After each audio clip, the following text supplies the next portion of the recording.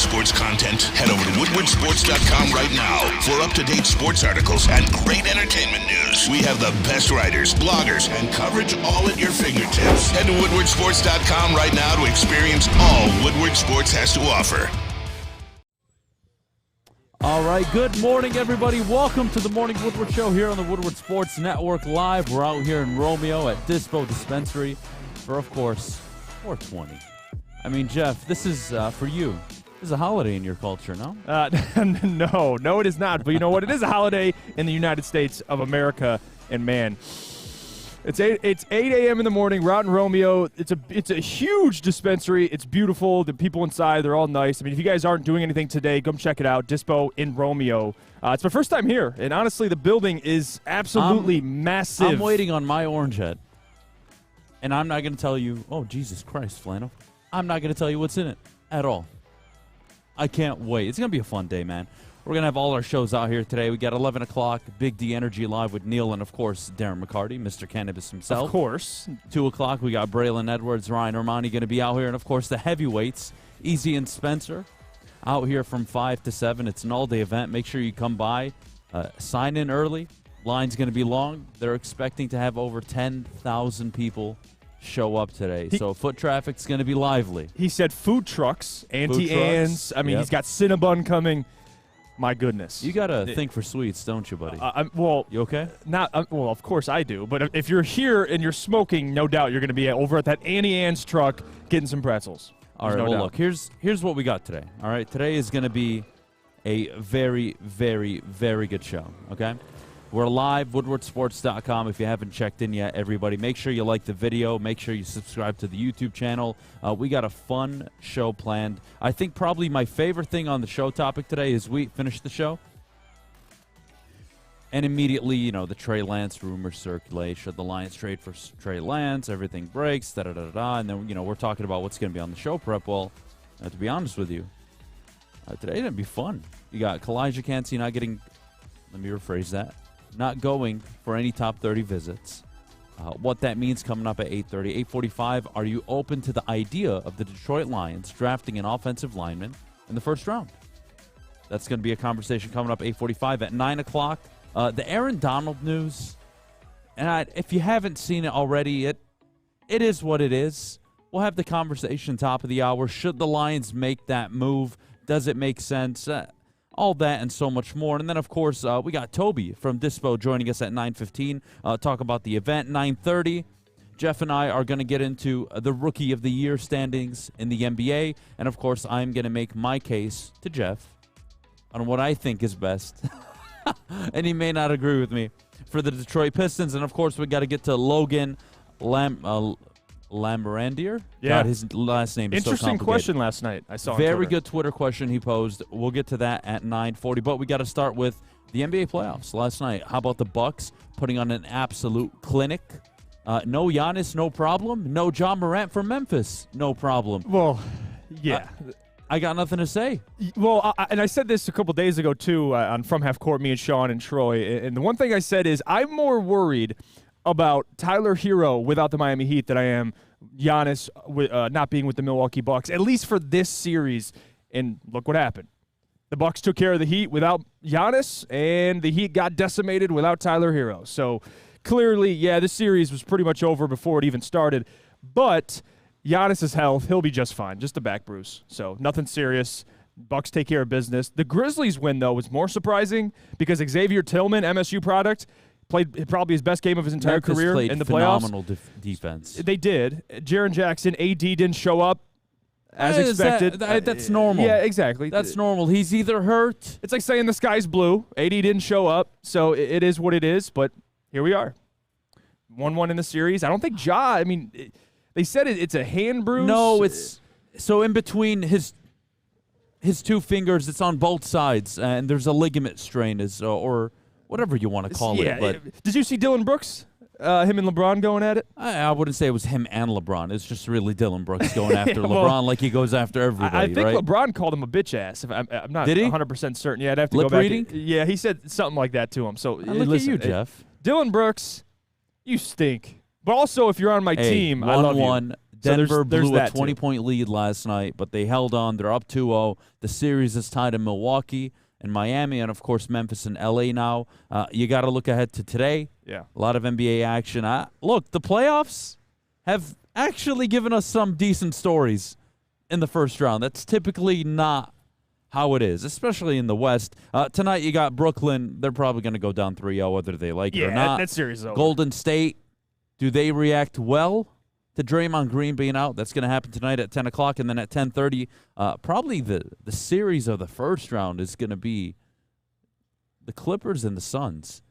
They've played two very close games. The Suns really asserted themselves in Game 2 after dropping Game 1. Yep. I still think the Suns in 6, but no, I'm with you. This might go 7, man. Yeah, I would not be shocked. Especially, I mean, even without Paul George, to me, the Clippers with Russell Westbrook, say what you want, and I know we spent a long amount of time on this show talking about Russell Westbrook over the years, but I got to give him credit to a certain extent. I mean, the Clippers are in this series. Devin Booker, it's why I wore the jersey yesterday.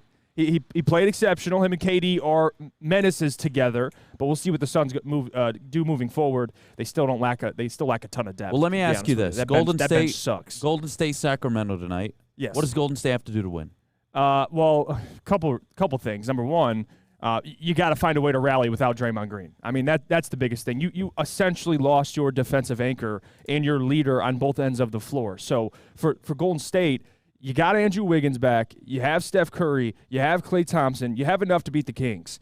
The problem is they have to find a way to defend better, and they don't have Draymond. So it's a tough thing to ask. But we've known Golden State through this stretch of championship years, stretch of winning games.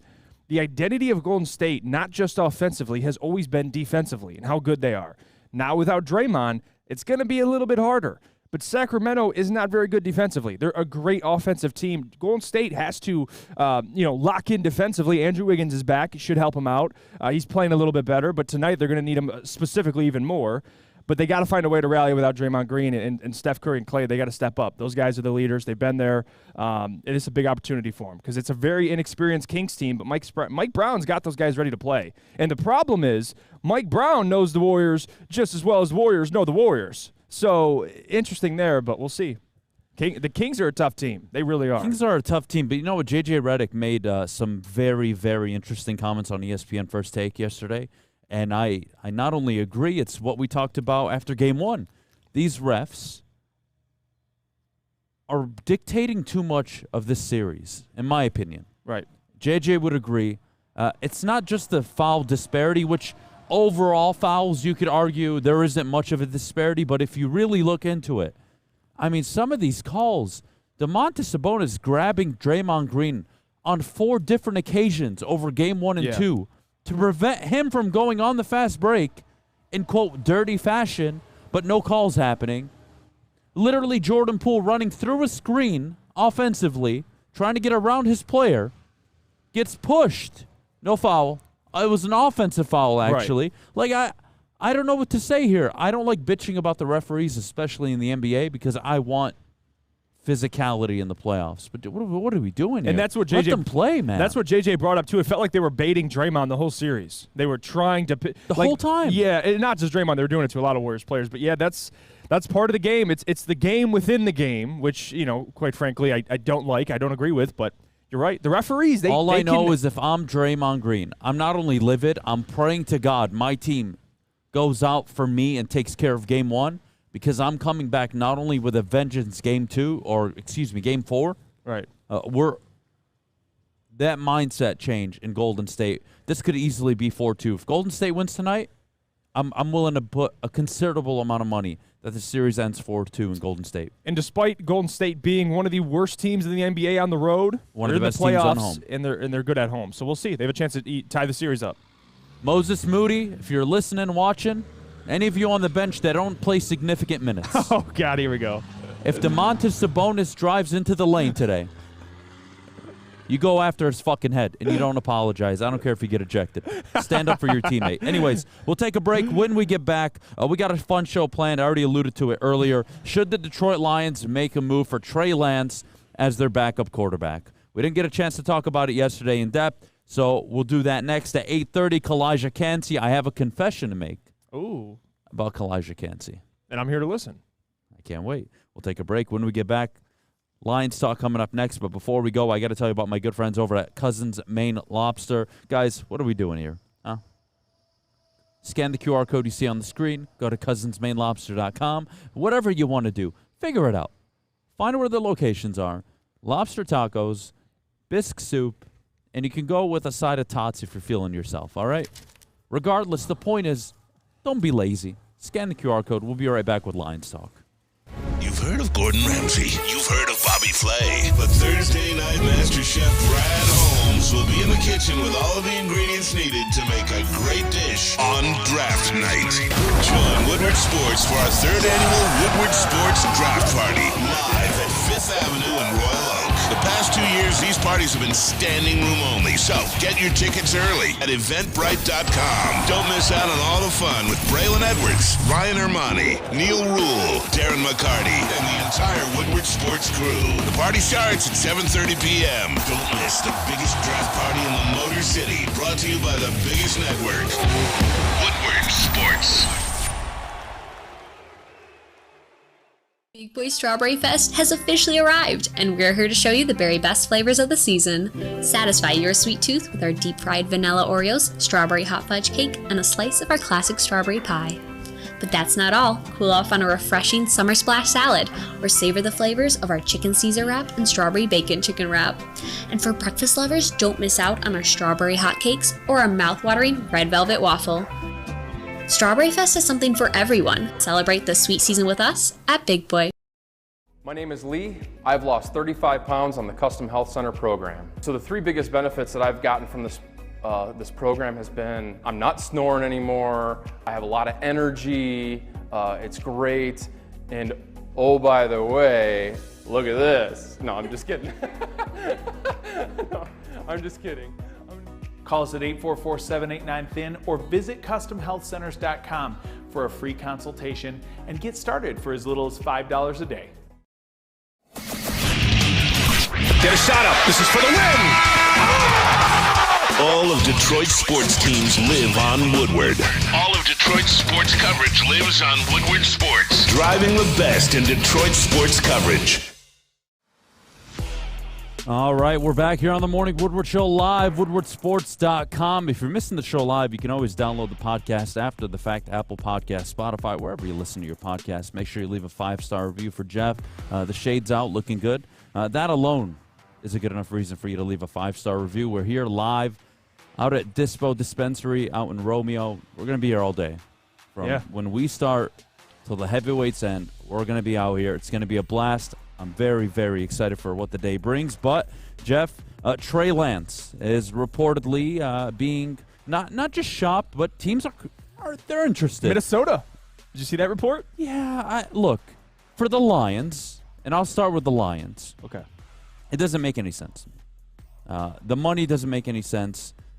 The idea that anybody in media would suggest that you would even consider giving up a second, let alone a third-round pick, for a guy who played in one game in the NFL as a starter last season, got hurt, and in the games he played in year one, it wasn't all that impressive. Right.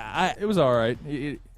I'm not sold on Trey Lance. If the Niners are willing to move off of him, that's not making me feel any better about my decision. Yes, the former number 3 overall pick, Jeff, but look, I'm a big believer. When you step on the field as a quarterback, and I know he's had limited action, you could make the James Wiseman case here, but when you step on the field, you kind of know right away. Right. Now, there's some bumps in the roads, and you go through all of it, but at the end of the day, you typically know if a guy's right or not. And if San Francisco believed in him and they were confident, you wouldn't think they would give him their Super Bowl intentions that he wouldn't have all the opportunity in the world. Yeah. For me, it's a big no. Yeah, and I struggle with this because I like Trey Lance a lot coming out, and now he's available, so it's hard for me to sit here and say it, but you're right. I mean, if you trade for Trey Lance, not only is it a ton of money in your quarterback room, but it's not even about the money to me. It's more about the player. I have a problem with Trey Lance, his inability, his unavailability. He's been hurt. But on top of that, the character issues. That's the problem I have, too. It's not like Trey Lance checks all these boxes and he just hasn't been able to. He hasn't gotten an opportunity. He's gotten the opportunity. He lost his job to a 7th-round pick in Brock Purdy. So there is concern there. And for a 2nd-round pick to me with Brad Holmes, you could say, well, Lions historically haven't been great at 2nd-round picks. With Brad Holmes, I want to give him all the ammunition possible to make a deal. So I'm out on it. I like Trey Lance a lot. If Minnesota gets him, I'm not going to sit here and say Trey Lance is a bust. I think there's still, some opportunity left for him to develop. But yeah, if I'm Brad Holmes, I'm not interested. Okay, let me Giving ask you this: 55 for Trey Lance. What does Jeff Iafrate think of Trey Lance as a prospect? Like, walk me through what what you don't like about him. I like it. I like, obviously, his athleticism, if you want to talk about that. But before we get to that, the arm talent, right? Like, the games he did play in, he played in 2 games, and I watched one game, and it was when he connected to Deebo Samuel on like a 50-yard pass. He's got an arm, and he's got the athleticism. He checks a lot of boxes, but to me, the most important things we talk about all the time on the show, character. If you're going to be the CEO of my football team, you want to check those boxes. And then number 2, you want to be available, which he isn't. So those 2 big concepts, he doesn't check.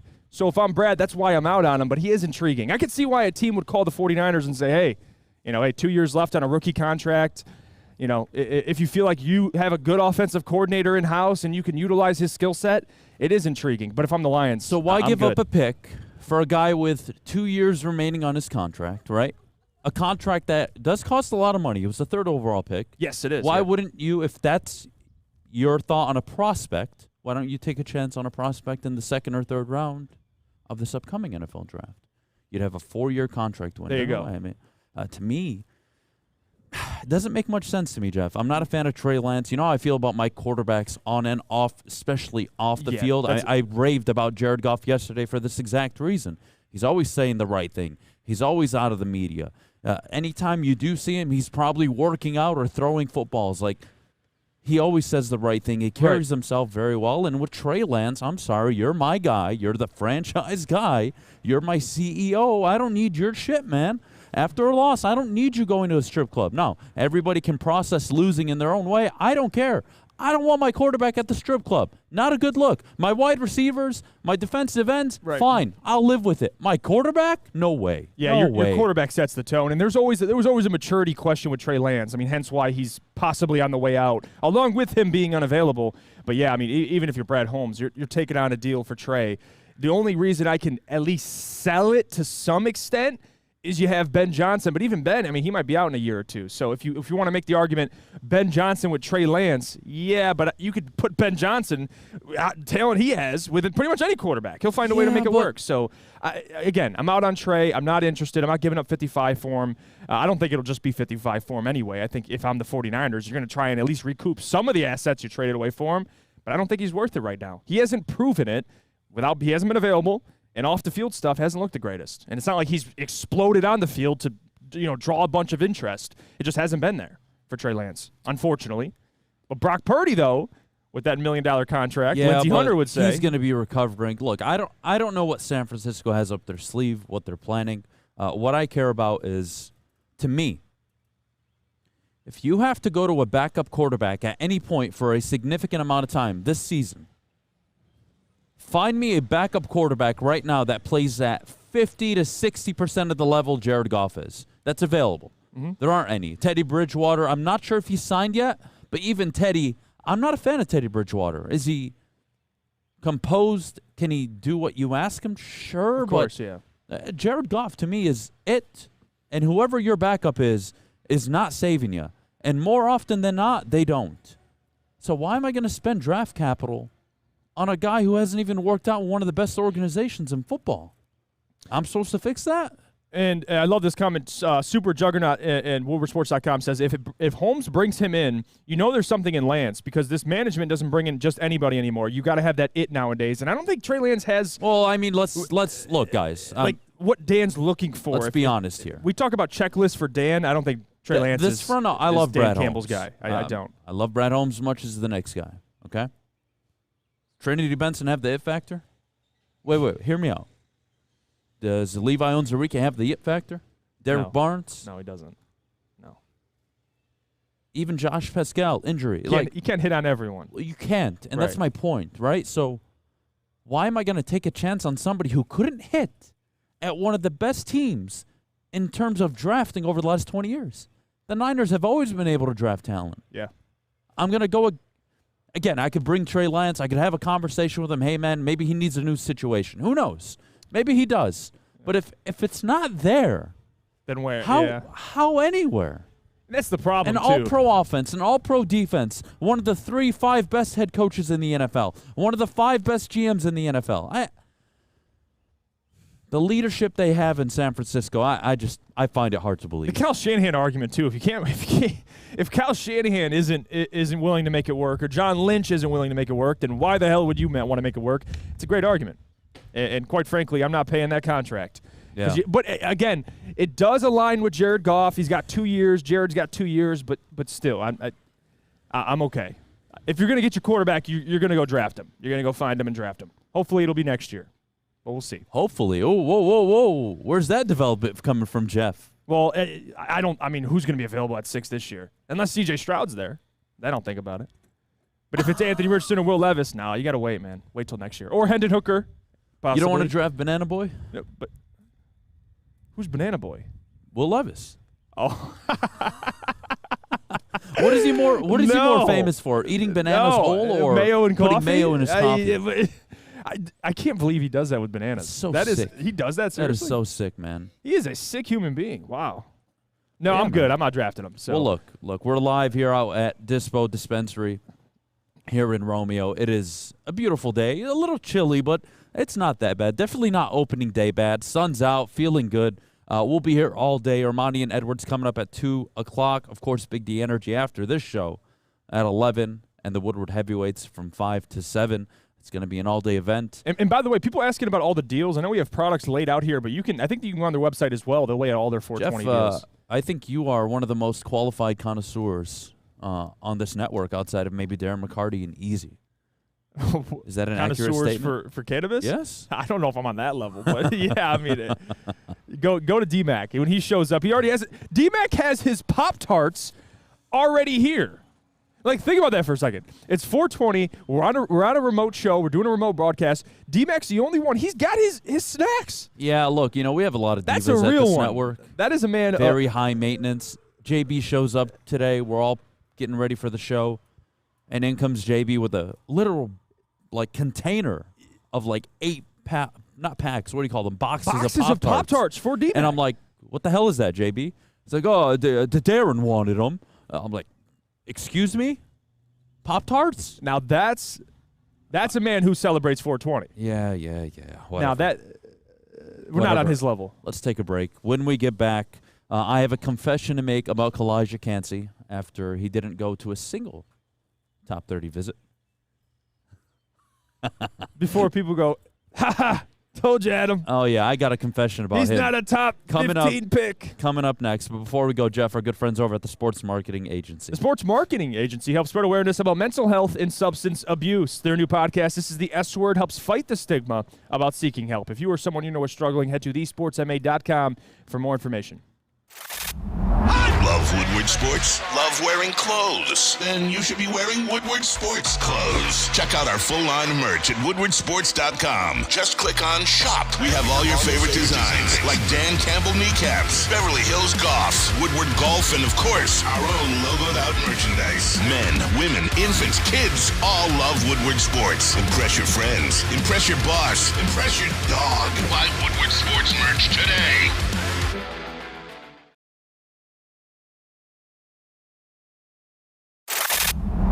Love Woodward Sports? Love wearing clothes? Then you should be wearing Woodward Sports clothes. Check out our full line of merch at woodwardsports.com. Just click on Shop. We have all your favorite designs, like Dan Campbell kneecaps, Beverly Hills Golf, Woodward Golf, and of course, our own logoed out merchandise. Men, women, infants, kids all love Woodward Sports. Impress your friends. Impress your boss. Impress your dog. Buy Woodward Sports merch today.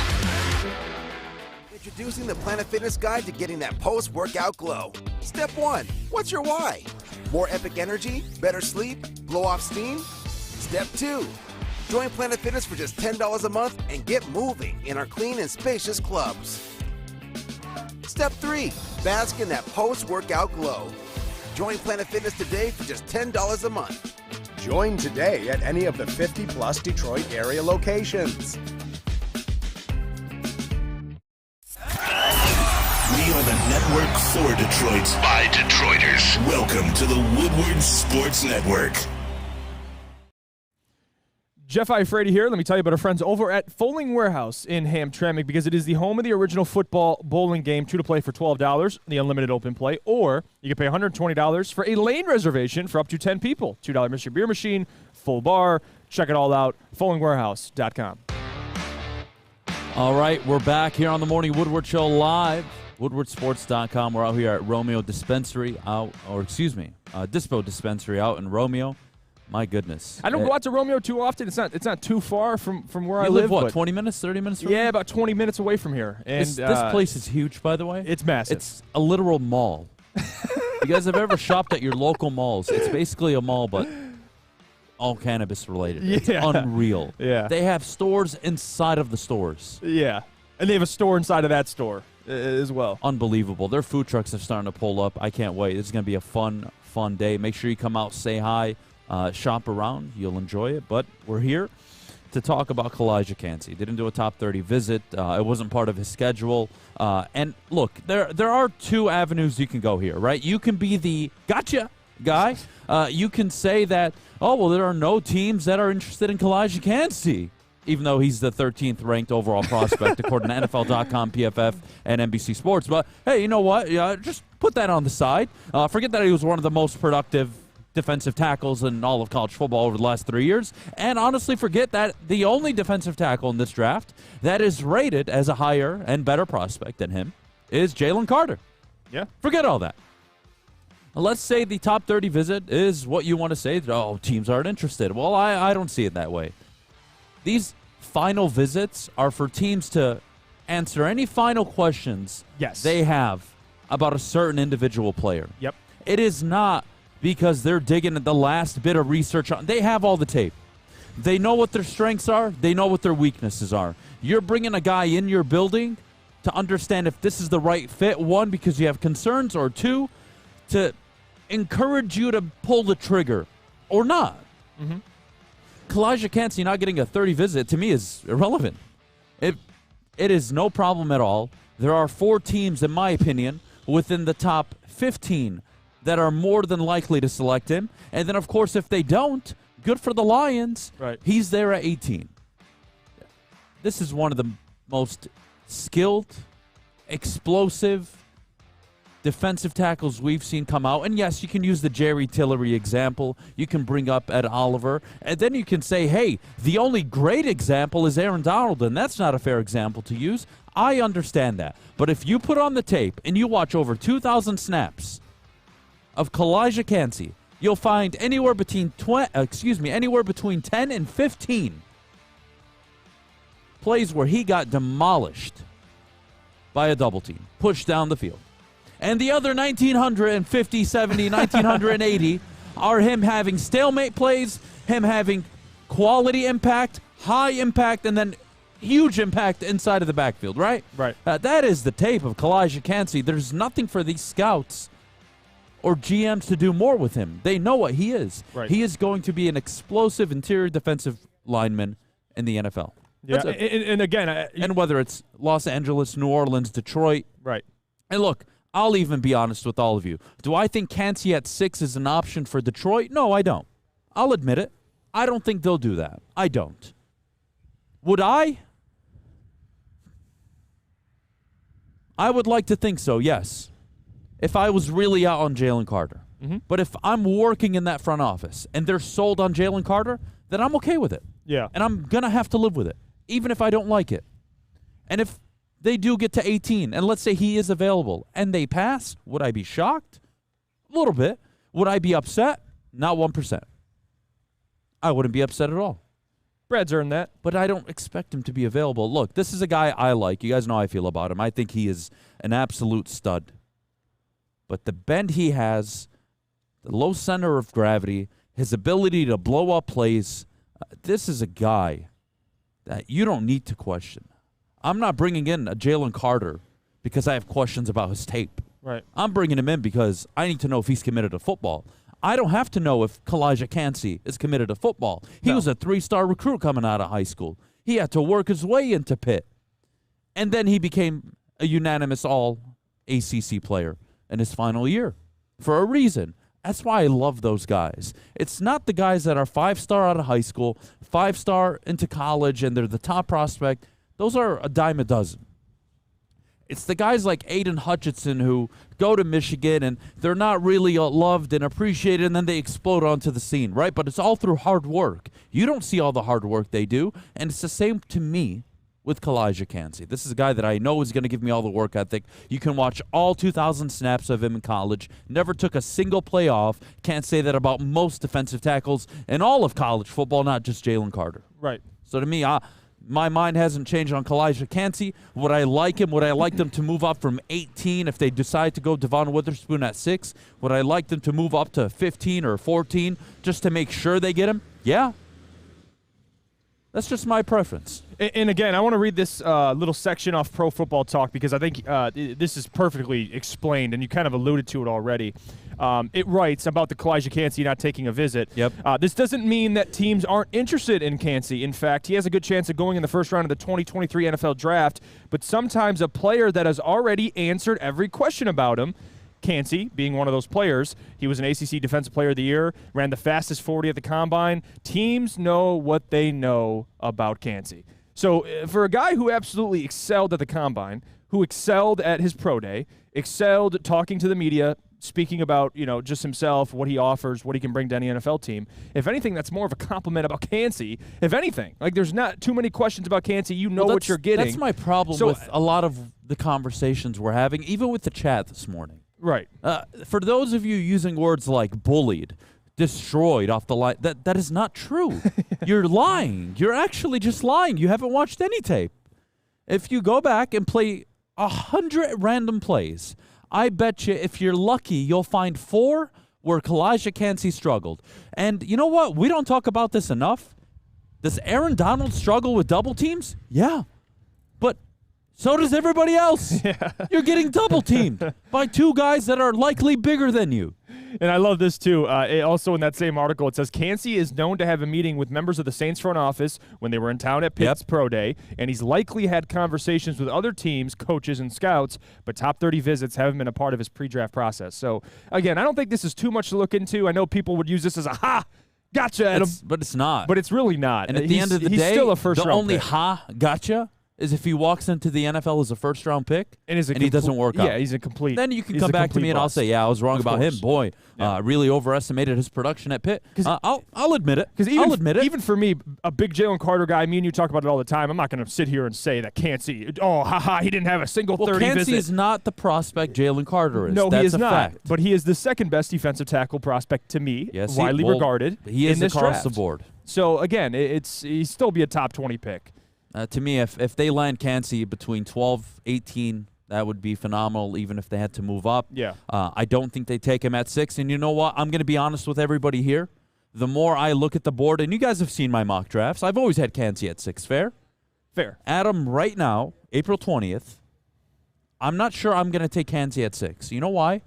Because there is the traditionalist in me that says to be a top 10 pick, you got to check all the boxes. Yeah. And Kancey doesn't in terms of the size and the sheer mass. He just doesn't. And you know what? Yeah, hindsight with Aaron Donald and some of these players, TJ Watt, you would have taken them in the top 10. Well, that's why they fall, though. And that's not because people don't think they're good players. They're still first-round picks. Right. But when you take a guy in the top 8, top 10, you're taking the guy that checks every box. And it does miss a lot of the times, and that's why people like me, I don't mind taking the chance on a Calijah Kancey because I know what I'm getting on the field, off the field. It just makes, to me, so much sense. But when people say, hey, the size is a concern, I actually have to agree that is not ideal for that position. Yeah, that's a fact. But do I think he can be part of the mold that does break it? I do. Yes. Yeah. I do. So saying he's too small isn't that's a fact, but it doesn't mean he won't be successful in the NFL. This comment too, by the way, uncalled for. Noah M. Who's better at taking double teams, Kancey or Jeff? Hold on, put the camera on me. Wait, is that sexual? Put the camera on me, Noah.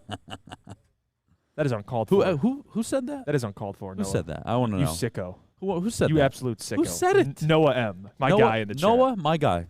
Listen, you absolute- come down here to Romeo. You come here to Dispo Dispensary. I'll hook you up with some free merch and some free goodies from inside. All right, absolute sicko. You earned it with that comment. You absolute sicko. All right. All right. Look, I want to revisit our old mock drafts. By the way, I just told you, revisiting me today. Tough for me to pull the trigger on Kancey, given they did trade Okuda. Yep. You're going to want one of those corners. I don't think you can trade back. Trading back to me isn't a reality until it is, and somebody does trade. But even then, if it is Tennessee, let's say Tennessee moves up, Jeff. Yeah.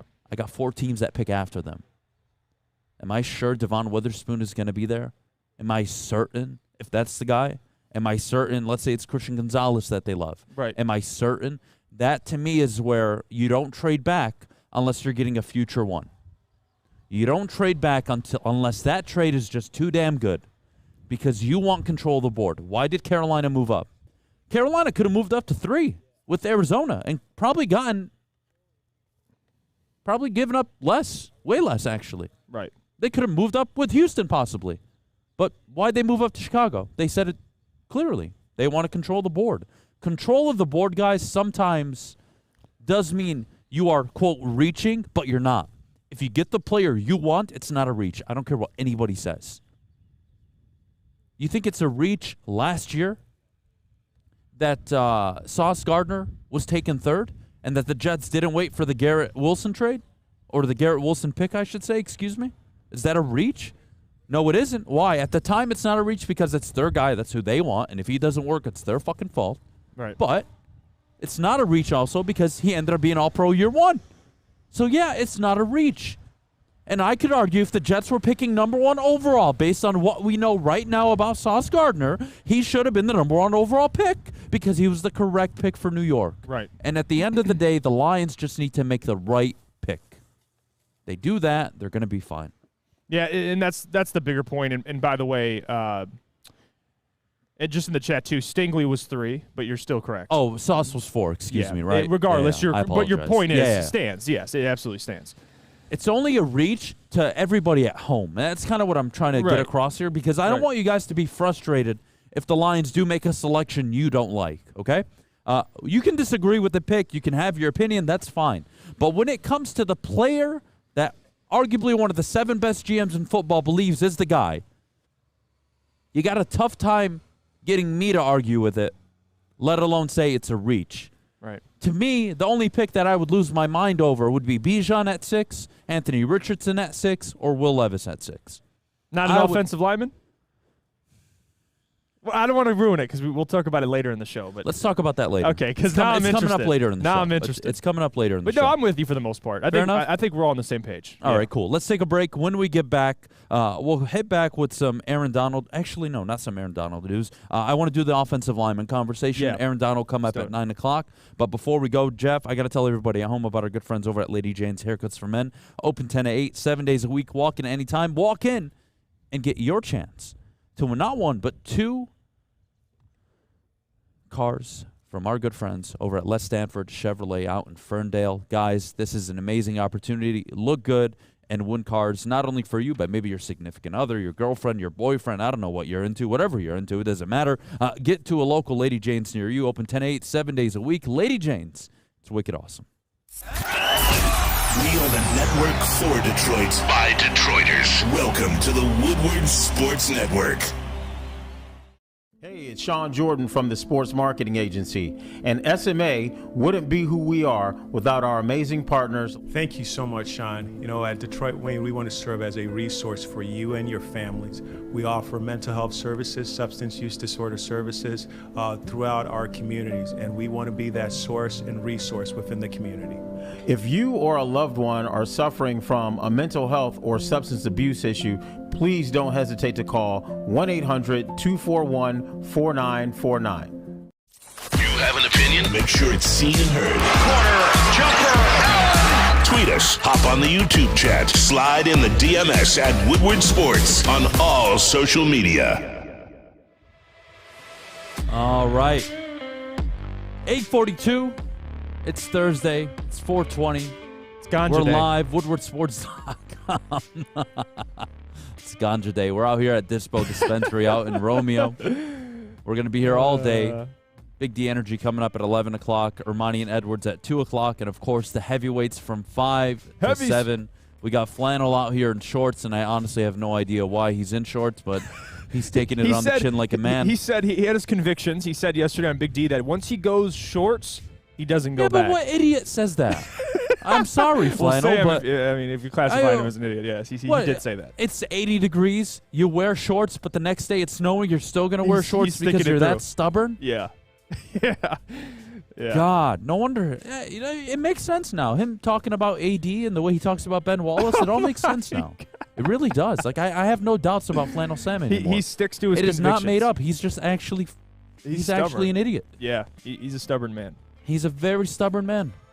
Yeah, Jesus no way. Christ. After opening day and the experience we had, there's no way I'm not adjusting to weather after how we felt doing that show. I mean, thank God. Now I wore we're the all vest looking at today. us You're now. wearing the jacket, way more prepared. 2 socks. Yeah, 2 socks. 2 socks. It's going to be a good show. Yeah. It's going to be a good show. I'm enjoying it so far. We'll go inside after the show, obviously, and hang out with everybody. It's going to be fun.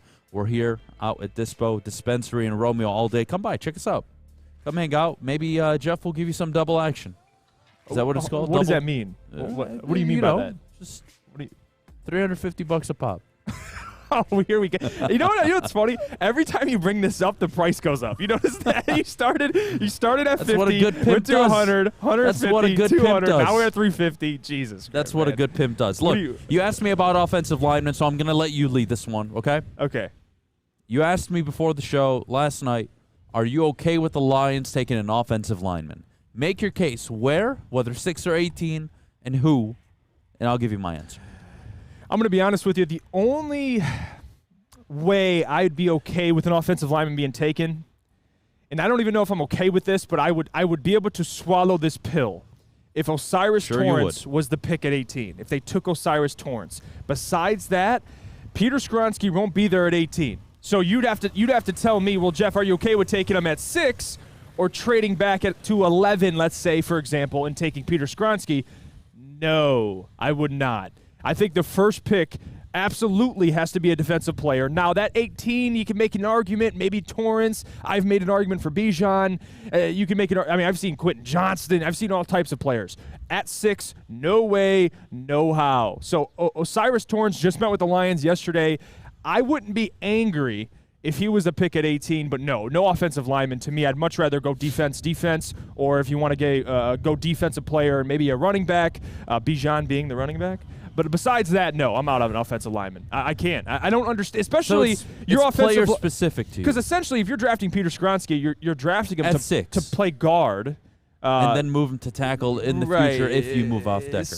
No, I'm okay. I'm we've good. seen recently offensive linemen, especially some of the better offensive linemen in the NFL, their careers have been extending lately. Yeah. You got Lane Johnson. You've got Trent Williams out in San Francisco. There's some good offensive linemen up there in age. Who's to say Taylor Decker isn't around? I wouldn't agree with a first-round pick. Yeah, with an offensive lineman. Again, I'm out Detroit, on that. What's your situation? You're the favorite to win the division. You have the fourth highest odds, to win the NFC. What do you need? You want to shore up your run defense. Okay. If that means Jalen Carter, so be it. And at 18, you find a corner because you spent 2 one-year deals on Emmanuel Mosley and C.J. Gardner-Johnson. And I like to believe, even with all the money you have next offseason, that C.J. Gardner-Johnson is not going to take a 1-year, $19, $20 million contract to, quote, do it again. Could have done that with Philly. So C.J. Gardner-Johnson's going to get the bag, whether it's from Detroit or somebody else, when he balls out this year.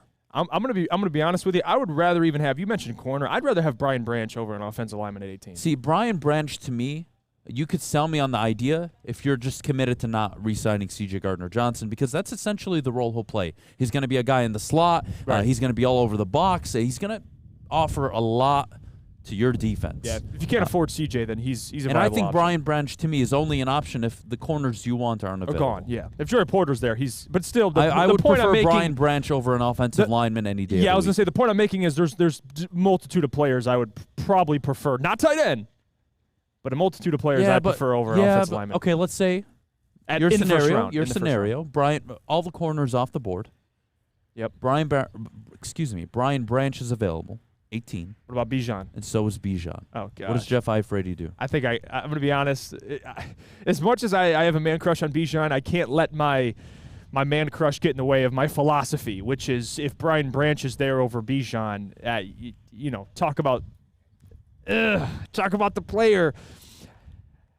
Don't do it. I think Brian Branch would be the pick, just because again, what he would mean to this defense. Beydoun is Could great I make as the he argument? is. I'm gonna play Jeff's role today. Actually, guys, watch this.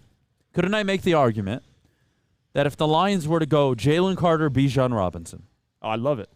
Wait. You're gonna love what I say after this even more. What if I make the argument that in consecutive drafts they arguably took the best defensive and offensive prospect coming out? They did it last year with the best wide receiver and the best defensive end coming out. Would you be opposed to the best defensive tackle prospect and arguably the second best, depends where you rate him in front or behind Will Anderson? See, I'm asking. This is why I like you, because the way you just phrased that, Brian Branch. I'm sorry, give me Beydoun Robinson. You make a great point. Because I'm only doing what you tell me, right? No, that's essentially when what you want to doing. make the case for Beydoun Robinson. If there's any point you could ever make, it's that to me. Yeah. It's, hey, last year you could argue the Lions walked away with the best offensive and the best defensive prospect coming out. And then you turn around in the next draft, and within relatively the same picking scenario, you're going to walk away with one of the best, top two for sure, defensive prospects, and also a top, really one, the number one offensive prospect. I don't count quarterbacks in that situation. He's the number one skill position offensive player. That's intriguing. I don't want it. I don't want Beydoun. I don't even think he'll be there at 18, but even if he is, again, you paid money for David Montgomery. I know Swift is a liability, guys, but I can't. I can't stomach a first-round pick on a running back. I'd rather go with a Brian Branch. I'd rather go with a corner that I know I'm going to have lined up for when I lose Mosley and I lose Gardner Johnson. Yeah, and that's the part I struggle with, is really bending that philosophy. Because if we go off our traditional morning Woodward show positional rankings, based on our what we discuss, I can't say take a running back over a safety. Name your three best defensive prospects. Three best defensive prospects. Okay. I would go Willie Anderson 1, if I'm being real. 2, Jalen Carter. 3, give me 5. Top 5. Tyree Wilson. Okay, give me 4 and 5. Okay, now we're going 4 and 5. Okay. Devon Witherspoon? I might put Gonzalez ahead of him. No, okay. I want to know. I'll go Gonzalez 4. I'll go Gonzalez 4, Witherspoon 5. How about that? Okay, cool. So for my 5, I would go Will Anderson 1, Jalen Carter 2, Calijah Kancey 3, Tyree Wilson at 5, Devon Witherspoon at 4. That's how I feel. Obviously, I can't disrespect Jalen Carter to not have him at 2. I just can't. Even with all the problems and the question marks I do have about him, there's no denying what he is on tape, what he is on the field. I just can't. Right. I'd be lying to all of you. Top 5 offensive prospects. So this is where things get tricky. Because if you take out the quarterbacks, it's Beydoun and everybody else. Mm-hmm. Like, that's how I feel about the offensive players coming out. Yep. There's no wide receiver outside of Jackson Smith and Jimba that I would consider in the top 15. There's no wide receiver I would consider in the top 25 outside of Jackson Smith and Jimba and Zay Flowers. Zay Flowers. Really, only 2 wide receivers, in my opinion, should go in the first round. It'll likely be 3 just because of how important the position is. But after Beydoun, there's a gap, man. Yeah. There's a gap. Besides the quarterbacks and offensive linemen, you're probably right. Beydoun and Jackson Smith and Jigba. And that's why I've been so enamored by Beydoun Robinson. And it's hard for me when we talk about these things because I'm open to it at 18. I get the philosophy on why you wouldn't be. And typically most years I wouldn't be. But there's exceptions to the rule. And I do believe Beydoun. Check out this exception. David Mitchell asks, if you draft Jalen Carter at 6 and the cornerbacks are gone at 18, would you take Kancey at 18? And that's a tough one for me, David. Because as much as I would consider and as much as Brad Holmes loves to double down on the same position relatively early in the draft. I don't see Brad Holmes going 2 defensive tackles in the first round, especially with pick 6 and 18 in the NFL draft. Yeah. To me, you have to go another way. And whether that's a trade, whether that's Brian Branch, and if it's a tough question for me to answer because you guys know how much I love Calijah Kancey. But if you took Carter, I can't double down in the first round in the same position. That's like last year, the Lions going Aiden Hutchinson and then George Karlaftis at 12. Right. And it's like, what? Why? Why? Yeah, and that I would agree. I don't see it. If Brad's going to double up on interior defensive linemen, to me it would be like maybe at 6 and then maybe in the 3rd, 4th, 5th round. You know, I don't think it'd be both in the first round, but I'm a little higher on Ali McNeil. I like Ali McNeil a lot, and I wouldn't double up. But that's just me. We'll see what Brad does. Bart, can we just acknowledge? Oh, go ahead. Look at this. Bart from Sterling Heights. Give Ben Johnson a new toy and Bijan Robinson, then use Swift as trade bait to get back in the early second or first. Guys, I love you. I love each and every single one of you so much. Like my kids that I don't have yet. I love each and every single one of you. If you were an NFL GM and I called you and I'm Brad Holmes and I say, hey, give me a 4th round pick for DeAndre Swift, you would hang up the phone right away. DeAndre Swift isn't worth a 6th round pick. Really? No. You don't think any team would give you a 6th round pick? Because I'd rather just draft one in the 4th, 5th, 6th round and have 3-4 years worth of a rookie contract. I mean, that's fair. If you're going off, instead of a guy who's going to expire not and being he's always available hurt. and he's on the last year of his deal. Yeah, I'm not a fan. There's that, but Not for a talent, fan. he's an exceptional when healthy. talent. No one ever denies DeAndre Swift's talent. We all know if this was Madden and you turned injuries off and he could play 17 games, he would be a problem in the NFL. The problem is this isn't Madden, guys. This is the NFL. This is real life, and he's never available. Sorry. And there's also, just to play devil's advocate, not that I'm saying this will happen, but there's always a chance. I mean, you over the last couple of years, you watch running backs in their contract years absolutely go off. And I know the exceptions are not like DeAndre Swift, Saquon, Josh Jacobs. Swift has an opportunity this year to prove everybody wrong, but until proven otherwise, his value ain't high right now. So I don't see a trade being an option. I just don't. Adam, I hope you're sterile for not wanting the Lions to draft the future franchise quarterback, says Kirk. Well, buddy, look. How much time do we have? We got 5 minutes, okay? Look. Give me a comp, Jeff, to work off of. Any comp for Will Levis. For Will Levis. Yeah. Josh Allen, I've heard. Okay, give me a comp for Anthony Richardson. Anthony Richardson. I don't. I don't think there's really. Okay, let's start with Will Levis. Josh Allen. Anthony Richardson. Josh Allen is the comp. I think you can say Josh Allen for both of them, probably. To develop, and even now, Josh Allen is. Look, he's elite, but I got a lot of problems with Josh Allen's decision making. Yeah. His turnover-prone ability. It's ridiculous, actually. So let's say it's Will Levis. Well, Will Levis, for the most part, had the same amount of snaps in college as Josh Allen did at Wyoming. Right. But the problem is Josh Allen at Wyoming was performing and had the numbers to back it up while Will Levis was throwing sub 58% completion percentage. Yes, his team was worse. Yes, it was difficult. Yes, all the excuses you would like. But my biggest problem with drafting players like Will Levis is he makes awful decisions. And I have thousands of snaps that justify that statement. He makes awful, erratic, inconsistent decisions. And when I have a quarterback, that's unacceptable. And I can't teach that. That's the biggest thing about quarterbacks. Everybody thinks it's about the arm talent, it's the accuracy. No, it's not. The number one factor for me is the quarterback's ability to problem solve, make decisions, and make decisions under duress. That's what separates Patrick Mahomes, Justin Herbert, and all these guys, and Joe Burrow from your Jared Goffs, your mid-tier quarterbacks, your Dak Prescotts. Like, there's levels to this game.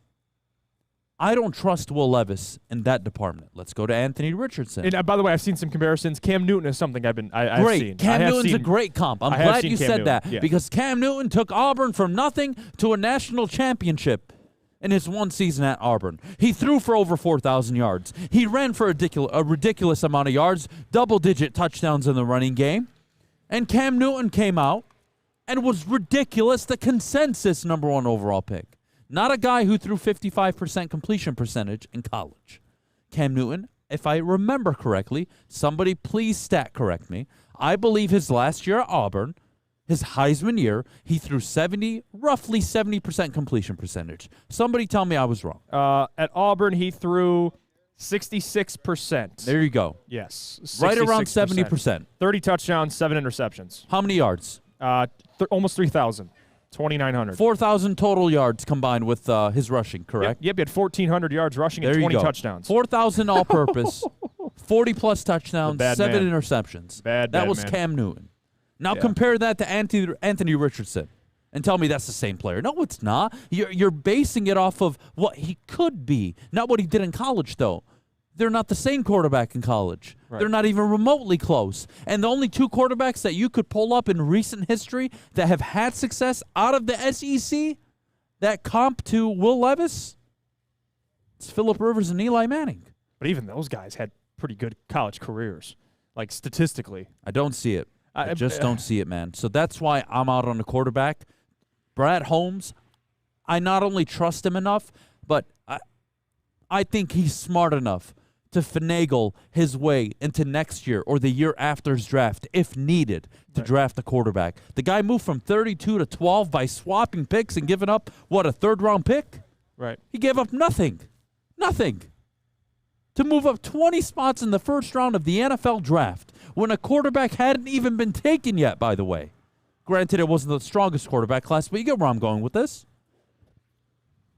I got the GM. I'm not worried about the quarterback situation. Jared Goff's my guy right now. He goes out, throws 18 interceptions, awful season. The team doesn't make the playoffs. Right. You got to reconsider. New information. You're allowed to change reconsider things. Yeah. But I'm coming off of 29 touchdowns, 7 interceptions, 18-1 down the stretch, touchdown interception ratio.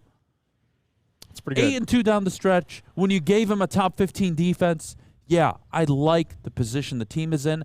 I'm not forcing or overextending my hand at quarterback. Yep. We'll take a break. We're live here at Dispo Dispensary out in Romeo.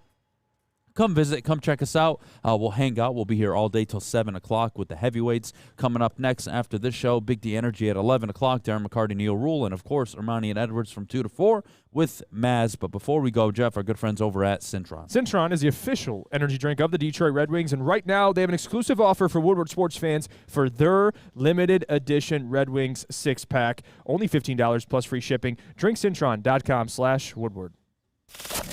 We don't like to brag that we are the toughest sports network in Detroit, but we do have a guy named Darren McCarty on our side. Lemieux and McCarty, who've had a good knockdown drag up. There they go, right on the whistle. They were talking to one another. Woodward Sports.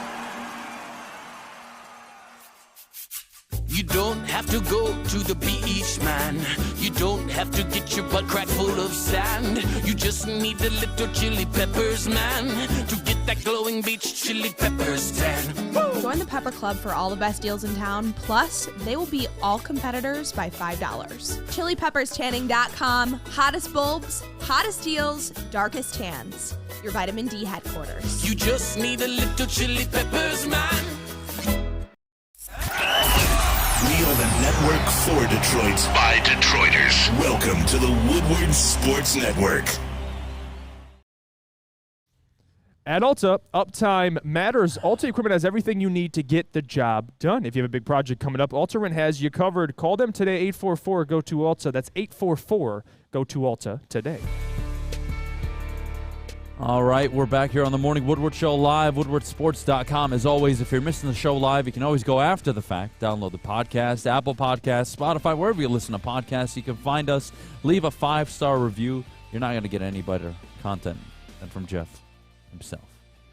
So if you don't leave a 5-star review, by the way, I will find you and I will kill you. Liam Neeson style? Oh, yeah. Okay. Oh, yeah. All right. Dude, I used to do that back in my my gaming days when I was a kid. I used to get people's IP addresses, find out where they live, and just put it in the all chat. Yeah. Dox them. Yeah, we used to. That was a thing back then. That was a thing. Yeah. Dox I used to get banned, but oh well. your IP. Benji asks, "What's Adam's take with Forbes at 18?" No. I saw somebody mock that though. Who did that? I'm not just. I want to say it was no. I know exactly what Bucky Brooks maybe. I think it was Bucky Brooks. Yeah, Bucky Brooks sounds about right. But no, not a fan of Mosley. Again, you have to check off certain boxes, and that's why I don't mind when people are skeptical about Calijah Kancey. Right. Because there is some truth to having certain size in the NFL. Emmanuel Mosley, very, very, very small, and I'm sorry, he's no Sauce Gardner coming out. So, no, I'm not taking him at 18. So, that's my thoughts there. Aaron Donald. JB, walk me through who polled it. What was the individual's name that put out the trade scenario? I think it was ESPN.com. So, ESPN.com put out a trade scenario that had the Lions going after Aaron Donald. Oh, my gosh. And, look, forget even what they gave up. I'm not even going to concern myself with what they gave up for him. It's just a no. It's a hard no. The financials in it don't make sense. Are you a Super Bowl contender? Is this your window one last year to go all in? Mm-hmm. No, this is not your last year. You're actually in year one of what I think could be a 4, 5, 6 year Super Bowl window if things are done correctly and if things do work out the right way for the Lions. I'm not on board with Aaron Donald. Love the player. Love everything he stands for. The guy is on the verge of retirement. This is probably his last season. Yeah, no, it's done. No. Yeah, this I'm not even going to entertain it because, number one, the Rams, I don't see him trading Aaron Donald. Number two, I don't see Aaron Donald being traded and playing anywhere else. He's Aaron Donald. He's one of the greatest defensive players of all time. His resume is already written. He could hang it up right now and be a Hall of Famer. I don't see a scenario where Aaron Donald's a Lion. I think this is just the time where you're going to see these scenarios be thrown out and people have fun, and you see Aaron Donald mock to Lions, mock to these guys. It's not happening. It's not happening. It's just too much money. No, it's too much money. It's money that you're going to have to. And this is a guy who almost retired last year. So what are we doing? It doesn't make any sense to me. Look, I love Aaron Donald. Guys, this isn't Madden. All right? You have a golden opportunity to be one of the most relevant, successful teams in the NFC for the next 5 to 6 years. You don't have to rush into it. You're fine. Let's take marginal steps forward. Win the division this year. Host a playoff game. There you go. Win a playoff game. And then the following year, let's say you lose in the divisional round. Or even they win I don't know. I don't want to go too far ahead of myself, but let's just say they accomplish that. They win the division. They win a home playoff game. Right. And then they get bounced, okay? That's step one of having success, confidence. You've established yourself now as a legitimate football team. Now, does that erase your 60 years of history? No, it doesn't. But now you work towards the next building block, which is defending the division title. Winning not only a playoff game, but trying to get a bye week. Winning that playoff game and now making an NFC championship appearance. And then once you get to the NFC championship game, anything's possible. You can win it and get to a Super Bowl. You can lose it and then have the same goal next year, which is we need to get back into the title game. That to me is how it should work. Those are the steps you should take. Anything more than that, people don't know how to drive, by the way. Anything more than that, it, to me, is greed. You're being greedy. Yeah, and even for this, too, I mean, how you get the talent is important. And for this comment I want to read, Brett Kreider says, young team, homegrown talent over high-priced talent. And I think there's a mix of both, but basically I agree with the main point he's saying. When you have Brad Holmes, it's not a necessity to go out and reach for guys. You have a good foundation of players, and he's going to continue to add to that. So we'll see. He's got 2 first-round picks. You're going to be able to add more talent to your defense regardless.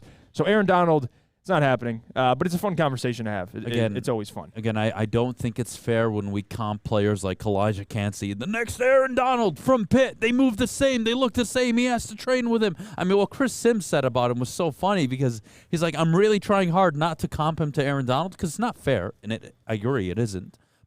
You look at the guy, and he moves like him, he bends like him, he's as explosive as him, he's as physical as him, and you're like, what the hell? But If you're going to go for Aaron Donald, which I don't think you should, to me it's greedy. It's just greedy. Yeah.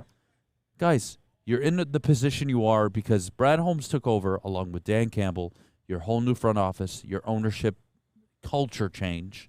You're in this position because you've done things the correct way for 2 years. You do it this offseason, which they already have, by the way, by addressing the secondary, but you nailed this draft. You have a 4 or 5 year window to make any mistake, any splash that you want with little consequences. Not none, but little. There will be some cap consequences to making crazy moves and going after and trying to go all in, but it's worth it because you're in the prime of your window. Look at Jalen Hurts' contract. Why'd they structure it the way they did? They want to get the next 3 to 4 years with the core of their team, keep drafting, keep adding, and keep going after Super Bowl championships. That's what the Eagles want to do. And they've set themselves up that way. And eventually that bill will be due. What about this question? Wow, interesting. Happy Camper says, in a mock, I had the Titans offer me the 11th pick, swap for the 6th pick, and give us Derrick Henry. No. Pull up Derrick Henry's contract. I don't want to because I know what it is. I'm good.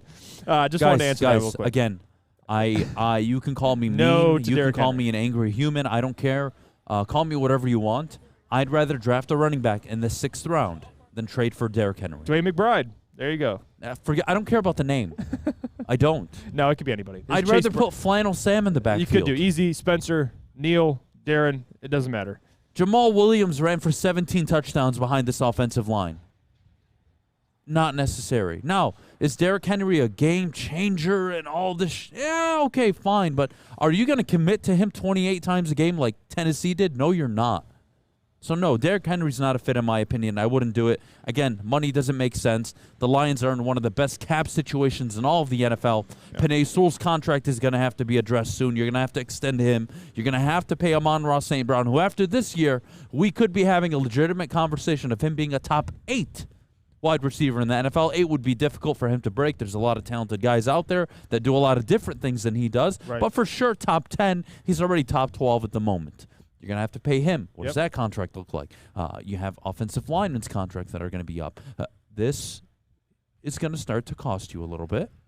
And making stupid moves like trading for Aaron Donald or trading for Derrick Henry just make no sense at all. Be patient. Not complacent, but patient. You're doing it the right way. Move the hell on. Yeah, you can. What's up? Hell yeah? You're damn right.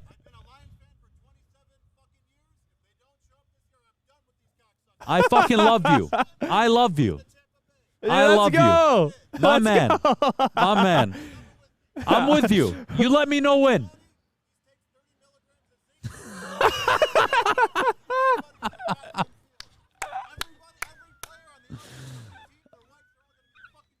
Absolutely. Oh, I love it. Love you, buddy. Yes, yes, sir. Oh my goodness. Yes, sir. I love that. That's 27-year Lions season ticket holder, apparently. Yeah. And he made his expectations clear. Win the division. Now, people who did not hear that interaction. Man pulled up in a truck, dedicated Lions fan, essentially said, if they don't show up this year, I'm done with these. You could fill the quote however you like to fill it. But you know what? I love that. I love it. No, look, that's the enthusiasm you want. But look, he's excited. Let's be real. If he pulled up 2 years ago, we were here 2 years ago when we were going into Brad Holmes and Dan Campbell's first season, and he walked up and say, I'm expecting the division title this year, like half the network did that year. And they said, oh, they're going to win 10 games. They're going to win 10 games. I would have taken off my headset, right, taken that baseball bat, and trashed his windows. Okay? Right. But that's not the case. It's different. Him and every other season ticket holder, every fan, have every right to be optimistic and have, I would say, quality expectations from this football team. If they disappoint, that's not your fault. That's not JB's fault. It's not Flannel's fault. It's not my fault. If they don't go out and win 10, 11 games and win that division, you're going to be disappointed. You're going to be like, damn, this was the year. Don't don't get too ahead of yourselves, Detroit. Live in the moment. You have a great opportunity, and let's move forward with that. We'll take a break. When we get back, we're live here at Dispo Dispensary. We're going to be here all day. Ermanni and Edwards at 2 o'clock. After our show, of course, Big D Energy from 11 to 1, and, of course, the heavyweights from 5 to 7. It's going to be a great day. Make sure if you're watching the video right now on YouTube, you like the video, you subscribe to the YouTube channel. Do it. And, of course, if you're on woodwardsports.com, you can always check it out for the latest and most up-to-date news on your football team, your basketball team, whatever team you support in this town. We have it all. And also, speaking of football team, Noah, Matt Broder, and Gabby, all at Allen Park today, getting us the inside scoop of what's going on. Brad Holmes' press conference today. I can't wait to get information on that. Putting in the work. All that and more. But before we go, Jeff, our good friends over at Guardian Alarm. Let me tell you about them, guys. Guardian Alarm. Listen, if you need protection or simply you're just too high to where you're freaking out and you think you need protection, Guardian Alarm can protect you. Call 1-800-STAY-OUT today, and they'll make sure you're protected while you're inside tweaking out on whatever you go spend today on 420. Hit them up. 1-800-STAY-OUT. They can help you. Tell them your friends at Woodward Sports sent you. You've heard of Gordon Ramsay. You've heard of Bobby Flay. But Thursday night Master Chef Brad Holmes will be in the kitchen with all of the ingredients needed to make a great dish on draft night. Join Woodward Sports for our 3rd annual Woodward Sports Draft Party, live at 5th Avenue in Royal Oak. The past 2 years, these parties have been standing room only, so get your tickets early at eventbrite.com. Don't miss out on all the fun with Braylon Edwards, Ryan Ermanni, Neil Rule, Darren McCarty, and the entire Woodward Sports crew. The party starts at 7:30 p.m. Don't miss the biggest draft party in the Motor City, brought to you by the biggest network, Woodward Sports. Introducing the Planet Fitness Guide to getting that post-workout glow. Step 1. What's your why? More epic energy? Better sleep? Blow off steam? Step 2. Join Planet Fitness for just $10 a month and get moving in our clean and spacious clubs. Step 3. Bask in that post-workout glow. Join Planet Fitness today for just $10 a month. Join today at any of the 50-plus Detroit area locations. It's a great day to get some Centron in your life. Okay. There it is. Centron, here we go. Gotta grab the cranberry. Oh wait, it's 2 for $4. Gotta double up with the classic as well. Centron World, baby. Centron, available at select Kroger's, and if you wanna know how, go to @CentronWorld.com. You get dope like me. You know what? Why wait? So I went to school at Open. Great taste, guaranteed.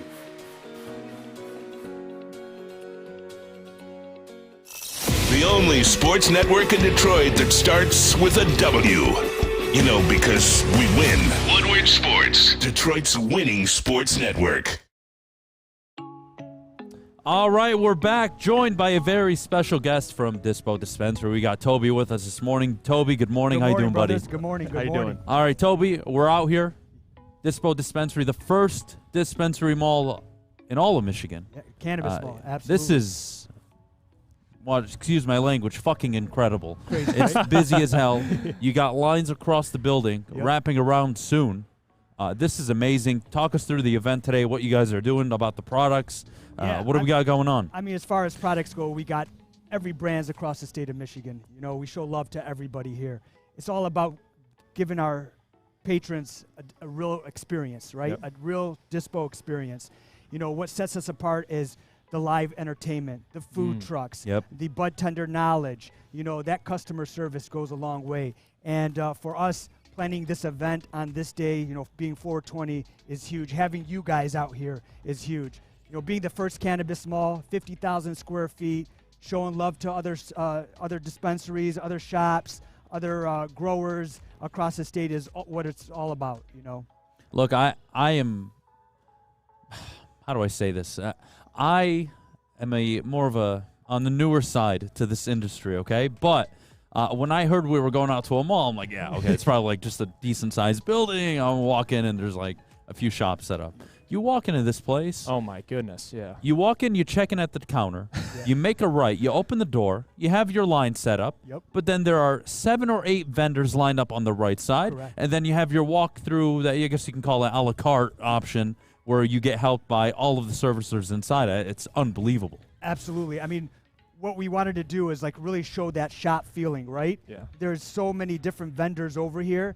And so having them showcase their brands and giving our customers that information was huge. Again, that's all about the Dispo experience. If we have that experience, they come in, they learn about that brand, they learn about this brand, everybody wins, right? Together, we're going to win together. So how does a typical customer show up here, and how would they be helped and served where, maybe they don't have the most knowledge like someone like me, because Jeff, for example, is very adept to the business. He understands all of it. He's an avid user, but someone like me who really is a newcomer, how do I walk in, and really how am I comfortable walking in? Yeah, so you walk in, and for the first-time user, they'll come in and they'll say like, wow, like look at all this stuff. Where do I even begin? What's great is our bud tenders, the education that they have. So you'll come in and say, hey, you know what, I want to take a little bit of the edge off when I want to go to sleep, right? What do you suggest? What do you try? I'm not really a smoker, but maybe I'll try some edibles. Okay. And then they'll just kind of give you those questions about what you guys like, what you guys are trying to feel, what are you trying to accomplish off that. You just want to, take the edge off. If you want to just relax, you want to get some more energy. They'll steer you in the right way, So that's kind of, you'll come in, you'll check in, you'll meet with the bud tender. They'll assess of what you're here for, and then they'll kind of show you some products without. I mean, this is not an experience that you come in and it's 2 seconds. Right. It's not a transactional experience. This is a full service, almost a white glove experience 100%. Where we're going to walk you through step A to Z on what's best for you, not what's best for us. 100%. I love it, man. Absolutely. I love it. You guys are doing great things. I know you're a Lions fan. Yes. You went to Oakland University, actually. You know Neil. Neil's 15 years coaching women's lacrosse, by the way. Amazing. That's unbelievable. Yep. I know you're a Lions fan, though. Yes. Year 3 now. Yeah. This is the 3rd year with the coach and the GM. Probably the most optimistic year this team has had maybe since 91, 92. Yeah. How are you feeling about this football team? What are you excited for? Listen, I'm on the train. Have always been on the train. For me, it's very exciting. Me coaching lacrosse and knowing, when I came into Oakland University, I had some players there that weren't under my regime, right? Girls that probably didn't recruit or whatever. But seeing what, the staff has done and just really bringing in the guys that they feel fit their system, where can we move players here? What players can we grab? You look at bringing back a guy like Marvin Jones, right? Like, perfect fit. I'm telling you, he's a perfect fit. He's a city guy. Yep. He believes this. He knew what was going on. Maybe he was part of the old regime, but he knows the blue-collar work ethic that the Lions have, and I think that's very, very important. How important is that to you? I like to think teams in general, and there's some outliers, but teams in general should be a reflection of the city. Absolutely. Golden State, for example, the Warriors are very techy, they're modern, they're flashy, they're very innovative. Yep. But, the Bad Boy Pistons are what they are. The Bad Boy Pistons, the going to work Pistons are what they are. The Red Wings were the class of the league for 20 plus 30 years. So with the Lions, they haven't experienced the ultimate success where you can define it, but they got to be blue-collar. They got to be a physical team, a team that doesn't give up. And you saw it last year. They started 1-6. I mean, there's 2 ways that season could have gone last year. 1-6, and we wipe our hands and we're done, right? Then they turned it around, started believing in the system, started believing in the culture. Little by little, they started getting headway and becoming competitive. And then all of a sudden, when they started believing, what happened? We started believing a little bit more. It wasn't the same old Lions. So that started changing the culture. When you change a culture in any sports organization, any business, when you start changing that culture, people start following and believing, and then good things happen. Now people Detroit is now a landing spot for people. Detroit is back on the radar for most people. I'm glad you brought up culture because that's the first thing I noticed about Dispo. 100%. Everybody's happy. I saw people showing up here at 6:30 in the morning, excited to work, not slouching, tired, drinking their coffee, trying to get through the day. Everybody's high energy. Everybody's excited for what today's going to be. I love it, man. You guys have a culture going on here. Yeah, it starts from our leadership all the way down to even the people that are our janitors or, our team member services type of people. It starts from them. If it starts from the top, it goes all the way to the bottom. I worked at a company prior to this that the president CEO is all about winning. He's, the current now new owner for the Phoenix Suns. And so learning about his sports background, and we all love sports here, right? And it's all about team. If you come in and you work hard and you start having and building a culture around the locker room, around the office. Unbeatable. It's unbeatable. You can't 100%. lose. 100%. You can't lose. Well, look, Towby, I appreciate it, man. I appreciate you guys. We're excited for the rest of the day. Wishing you and every Lions fan a great season this year. Everybody at home, make sure you come out. Come on by. Great deals, everything. I'm going to call it the Dispo Mall. What the hell you want me to do? It's unbelievable, man. It's a superstore, for God's sake. Yeah. Make sure you come out. It's in Romeo. We're going to be here all day. You guys are open till 8 o'clock, I believe? Today we're open till midnight here. Holy shit. Tonight is here. Wow, they don't play any games. No. Well, we're here till 8. They don't play any games. You guys can do whatever the hell you want after the fact. Towby, thank you so much, buddy. It was a pleasure. Yes. Thank you so much. Thank you so much. I appreciate you guys. Everybody, when we get back, Jeff and I will get into some Pistons talk, Rookie of the Year standings, and of course, I got to pitch Jeff on what I think the Lions, the Pistons should do with Dwayne Casey and their future going on there. But before we go, Jeff, our good friends over at Chili Peppers Tanning. Let me tell you about them. Chili Peppers Tanning is where you'll find all the cleanest salons in the D with spotless, sanitized rooms and trained and certified tanning professionals. You can join the Pepper Club for all the best deals. They'll beat all competitors by $5. ChiliPeppersTanning.com. Hottest bulbs, best deals, darkest tans. Check it out for more information. Walk into any Lady Jane's Haircuts for Men for an award-winning haircut experience and automatically enter for your chance to win not one, but 2 vehicles of your choice, courtesy of Les Stanford Buick GMC of Ferndale. That's right, 2 cars, one for you, one for your wife, your girlfriend, or your best bud. Lady Jane's Haircuts for Men, open 7 days a week. Walk in anytime, sign in, sit down, watch your favorite team play, and before you know it, your hair will be game ready. Let one of our talented, award-winning stylists make you look handsome and clean. Lady Jane's Haircuts for Men, it's wicked awesome.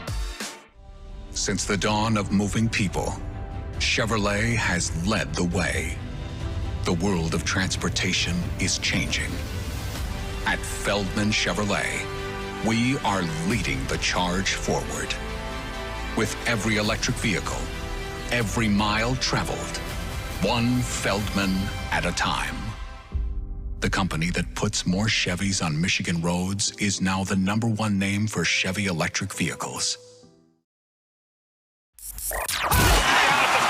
Can't get enough Woodward Sports content? Head over to woodwardsports.com right now for up-to-date sports articles and great entertainment news. We have the best writers, bloggers, and coverage all at your fingertips. Head to woodwardsports.com right now to experience all Woodward Sports has to offer. Strawberry Fest is back at Big Boy. Try classic breakfast items like some strawberry hotcakes or mouth-watering red velvet waffle. If you're not feeling breakfast, try the strawberry bacon chicken wrap, or cool off with a refreshing splash summer salad. Especially on today, it's 420. If you're going to indulge in some products, head over to Big Boy and indulge in some dessert as well. They got berry delicious classics, strawberry pie, deep fried vanilla Oreos, or strawberry hot fudge cake, and more at Big Boy. I love it. I love it. I love it. We are back here on the Morning Woodward Show live, woodwardsports.com. If you missed the show live, guys, you can always go back after the fact. Download the podcast wherever you listen to podcasts, Apple Podcasts, Spotify. Leave a 5-star review for my good friend here, Jeff. And, of course, if you're watching on YouTube, make sure you not only like the video, but you've subscribed to the YouTube channel. It's very important for us and very important for you, so you know what the hell's going on around here. Having said that, Jeff, what's up? Jaden Ivey missed out on the top 3 voting. Yeah, he did. For Rookie of the Year. Yeah. I'm going to let you take this because, you know what? This is kind of deja vu last year with Cade Cunningham. But Cade, I thought, should have won it. I don't think Ivey should have won it. Banchero is the clear Rookie of the Year. Yes, that's not the argument I'm going to make I would today. even vote Jalen Williams ahead of Jaden Ivey. But I would have Ivey third at the worst. Let me ask even though I think Ivey was more important than anybody as a rookie outside of Banchero. Let me ask you something. So we talk about the importance of, looking at Rookie of the Year and where guys stand. Yep. So Paolo Banchero's #1, and obviously, the most 30-point games this year of any rookie is Paolo Banchero. He has 6. You know who has second? You know who's second? Jaden Ivey. Jaden Ivey. 3 30-point games this year. Oh, well, and we'll just go to another stat. What about the most assists this year by a rookie? Can we talk about that for a second? You want to talk about it, Spencer? Jaden Ivey's first by a landslide in assists. He has 387 assists compared to all the other rookies. Second is Nembhard in Indiana. Nimhard? Who? Nembhard. That's his Andrew Nembhard. It's a hard name to pronounce. Regardless, so you have Jaden Ivey second in rookies in 30-point games. He's first in assists. And if you just go strictly off the most threes as well, right? Threes are important. Ivey second. So he has the second most threes, the most assists by a landslide, and second in 30-point games on the season. I'm not saying he should be Rookie of the Year, but what I am saying is he should be in the top 3. Top 3. I don't even want to say second. The fact that I saw a list with Jalen Williams and Walker Kessler over Jaden Ivey. No. Don't disrespect Jalen Williams. He had a hell of a year. 14 points on a playoff team. It's Walker Kessler. To me, that's bullshit. What the hell? And by the way, I'm not surprised. The Rookie of the Year award has become a MVP award in a way, if you look at it. A lot of it has to do with records in the regular season. It's absolutely ridiculous. If you're going off what my definition of Rookie of the Year award, it's individual talent. And what That's you how contributed to your team. And Absolutely. There was nobody outside of Paolo Banchero that did more for their basketball team than Jaden Ivey. He was the facilitator. He was the starter. He was everything in that offense, especially when Cade went down. It was everything. He was their engine. Now, you could argue Bogdanovich, but Bogdanovich was the scorer, sure, but you saw Ivey down the stretch. If he really wanted to, if Casey allowed him to, I bet from March on, he would have been a 24, 6, and 7 guy if he was given the free reign, which he wasn't. Right. And you saw a few flashes of it, though. Jaden Ivey is exceptional. He's explosive. I can't believe he wasn't top 3 voting. That's all I'm saying now. It's different because if you guys were here last year, you remember me going off about how Cade deserved to win Rookie of the Year, and I do believe he did. And you're looking at it now. I mean, who took a big jump from year 1 to year 2? Wasn't Scotty Barnes. It was Evan Mobley. It was Evan Mobley being one of them, but Cade, if he played, would have been another. Yep. So, again, it shows you that Rookie of the Year doesn't mean who's the best rookie. Well, good, because I know Jaden Ivey, honestly, and I still believe this, will be the best player to come out of that draft class. I know Banchero looks good. It's him or Banchero. I know he looks really good. And Banchero's but a stud. I think Ivey, I think so highly of the kid. I just do. I absolutely love him. Look, Cade, going down is frustrating enough. Whether you want to point at his diet or lack thereof, I don't care. What I care about is him being on the court. Right. Because I need him to be. And that's all that matters to me. So whether or not they were voted into Rookie of the Year, I can get upset, and I got really upset last year, but this is not worth it for me anymore because I know the Pistons walked away with 2 of the 8 or 9 best players from their respective draft classes over the last 2 years. I think it has more to do with just making sure we get these things correct. Like, it has nothing. I could sit up here and say Detroit versus everybody, and I could sit here and cry about it, but it has nothing to do with that. The point is, if a player deserves to be in the race, he should be in the race. And right now, based off the odds, and these odds I've pulled, I think it's Caesar Sportsbook. You can look at any sportsbook. Typically, the top 3 guys, the favorites right now, I'll just go through the odds. You have Paolo, Benedict Mathurin, Walker Kessler, all over Jaden Ivey. And this is one sports book. It could vary. But the point I'm making is Ivey's probably 3 or 4 in most sports books. I would say 4, excuse me. I want to know why people think so much. I can't. Of Walker Kessler. And by the way, Walker Kessler, what are we doing? I mean, he's solid, 9 and 8, 2.5 blocks, solid. But if we're talking about individual talent, Jaden Ivey, besides Jalen Williams, if you want to make an argument for Benedict Mathurin, you'd probably lose that argument, but you can bring him up. Paolo Banchero, besides him, to me, it's Jaden Ivey. I think he deserves more recognition, appreciation nationally. Look, but here we go again. Even Mathurin. We did this thing last year. Mathurin was the 3rd option, some nights the 4th option on his team. He was never asked to be the primary ball handler, and we're sitting here jerking him off like he was better than Jaden Ivey when Jaden Ivey was responsible for the whole shit. Yeah, he was everything. I don't want to get worked up. Let's go back to normal. Anyways. But isn't that crazy for Ivey to be second in 30-point games, first by far in assists, and second in threes made, and he's not even top 3. Yeah, that's like just, it is. It what is what it is. It is what it is. That's exactly that's where we're at it. right now. Now let me flip side. Pistons. Yeah. All right. You feel good about who they got on the team right now? Young talent. I think you do. Basically, you got to say the yes. Core, yeah. Yeah. The core, Duran, yeah. Ivey, They still got a lot of work to Come do. on. But yeah. Of course. But you like what you got at its core. You love your 5 of the future. You love your 1 and 2 of the future. Right? Okay. To me, the Pistons must find a way to land Cam Johnson, must find a way to land one of these type of players that can, yes, grow with you, but allow your backcourt to thrive and become one of the best backcourts in the NBA. You know, we used to talk about Steph and Clay at one point. It used to be Lillard and McCollum. Having an all-star backcourt is so vital in the NBA. And to me, you have the potential with Cade and Ivey. You just do.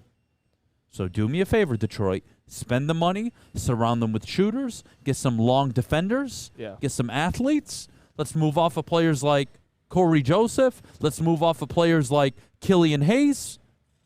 Let's move the fuck on. Spend some money. And bring in the right some head role coach. Players. Fuck yes. Absolutely get rid of Killian. You guys get him out of here. Get rid of him and bring in some damn players that know what the hell they're doing. Yeah. Okay? It's that simple. And again, to bring up your point about the backcourt. And a head coach, please, God. Yeah, that's a big one. And by the way, since I have to address this because I'm going to get in trouble always over this stuff, I don't hate Dwayne Casey. I think he's an exceptional human being. He stopped by the studio 2 years ago. Yep, 2 years ago. Did an interview on the show. Supported the network. He's an excellent man. Yep. Good family. I have nothing to say bad about Dwayne Casey. As a human, as a person, as a head coach in the NBA of this current project, I don't want him to be my head coach. I'm sorry if that offends you. That's just what I think. If I'm wrong, I am. It is what it is. But they made the decision mutually to move him into the front office. You can take that as, oh, he was fired, or, oh, they just agreed to move him. However you want, I don't care how you take it. At the end of the day, this team needs a new voice, they need new leadership, and they need a coach who can establish an identity offensively and defensively. And this is where my final point is going to be. And, Jeff, you tell me, Adam, you're wrong, which I know you won't because I'm fucking right. You better agree with me here, to be honest with you. All right. But this is where I'm at Let me hear with it. the Pistons. The Pistons are in year 3, in my opinion, of their rebuild. Where am I referencing from? Killian Hayes. Cade Cunningham. Oh, Cade Cunningham's going into year 3. Excuse me. We're going into year 3. Excuse me. Yes. Correct? Yes, correct. Are you on board with this? Yes. Okay. Yep. Year 1, the Pistons sucked. Year 2, the Pistons sucked. They did. Year 3, I think we expect them to be better than suck. Fair? Okay. Good. The Warriors, year 1, Steph Curry, 26 and 56. The Warriors with Steph Curry in year 2, and Monte Ellis and David Lee. Yeah, David Lee. 36 and 46. Steph Curry, year 3, who was hurt in year 3, by the way, missed most of the season. Ankle injuries. Only played 26 games. The Warriors went 23 and 43 with rookie Klay Thompson and Monte Ellis leading the backcourt. In year 4 of the Steph Curry draft, or past that point, so that would be 2 years from now for Cade, the Warriors, with Klay Thompson going in his second year, Steph in his fourth year, Harrison Barnes and Kent Bazemore as rookies, along with Draymond Green as rookies, Festus Ezeli, Andrew Bogut, and David Lee. That was their roster in the Western fucking Conference. He was a dog. They went 47 and 35. So that's where I'm at. Yeah. Next year, you can go out and win 26, 28 games. I won't say a word. But by year 4, if you can't win 45 games in the Eastern Conference, fuck off. It's not working. To me. Am I wrong? No, is that timeline not fair? No, it's fair. That's my expectation. Especially with a healthy roster. Of course. That's important. Yeah, to your point, if Cade and everyone's here and you have an offseason to add free agents, you have a draft, you have a new coach, there's no reason this team shouldn't win at least, 35 games this year, 40 games? 32 to 35. At least be in that play-in coach. conversation, maybe make the play-in. Yeah, of course. It depends on the coach, but this is arguably, actually, the second biggest decision in all of Troy Weaver's tenure here is getting the right head coach, and I think he'll do just fine. He's interviewing a ton of candidates, and there's a lot of good candidates available. Have you said who you'd prefer? I don't know if you came out and said Any of the guys, Ime Udoka, anyone you're specifically harping on? Because you were so adamant on getting a new head coach, but you don't have the head coach. Who's the guy you want? Charles Lee. I like Lee. I like Quinn. Stackhouse, interesting. Yeah. Ime Udoka, Anybody that obviously, but it seems themselves. like Ime's going to go to Houston. Yeah, most likely. I don't think Weaver would pull the trigger on Ime Udoka anyways. No. I don't think that's the culture they're trying to build in Detroit. I don't think that's the message they want to send to their staff. You know what sounds like what you're saying to me right now? What? Charles Lee. That's what it sounds like.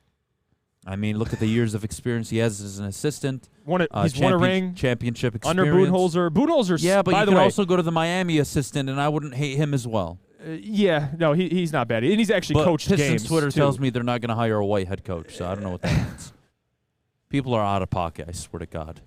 But anyways, to go if back you to gave me a mini Eric Spoelstra, I'd be very happy. And for Charles Lee, too, has experience working with bigs. Yep. He's been under Budenholzer since Atlanta. He's worked with a ton of bigs. Worked with players like Drew Developed Holiday. developed I players. love those kind of players. And also, Budenholzer's staff, let's be real here. If you compare it to the NFL, it's becoming one of the most, I guess, successful coaching trees in the league currently. So Taylor Jenkins, Darvin Ham, just to name a few.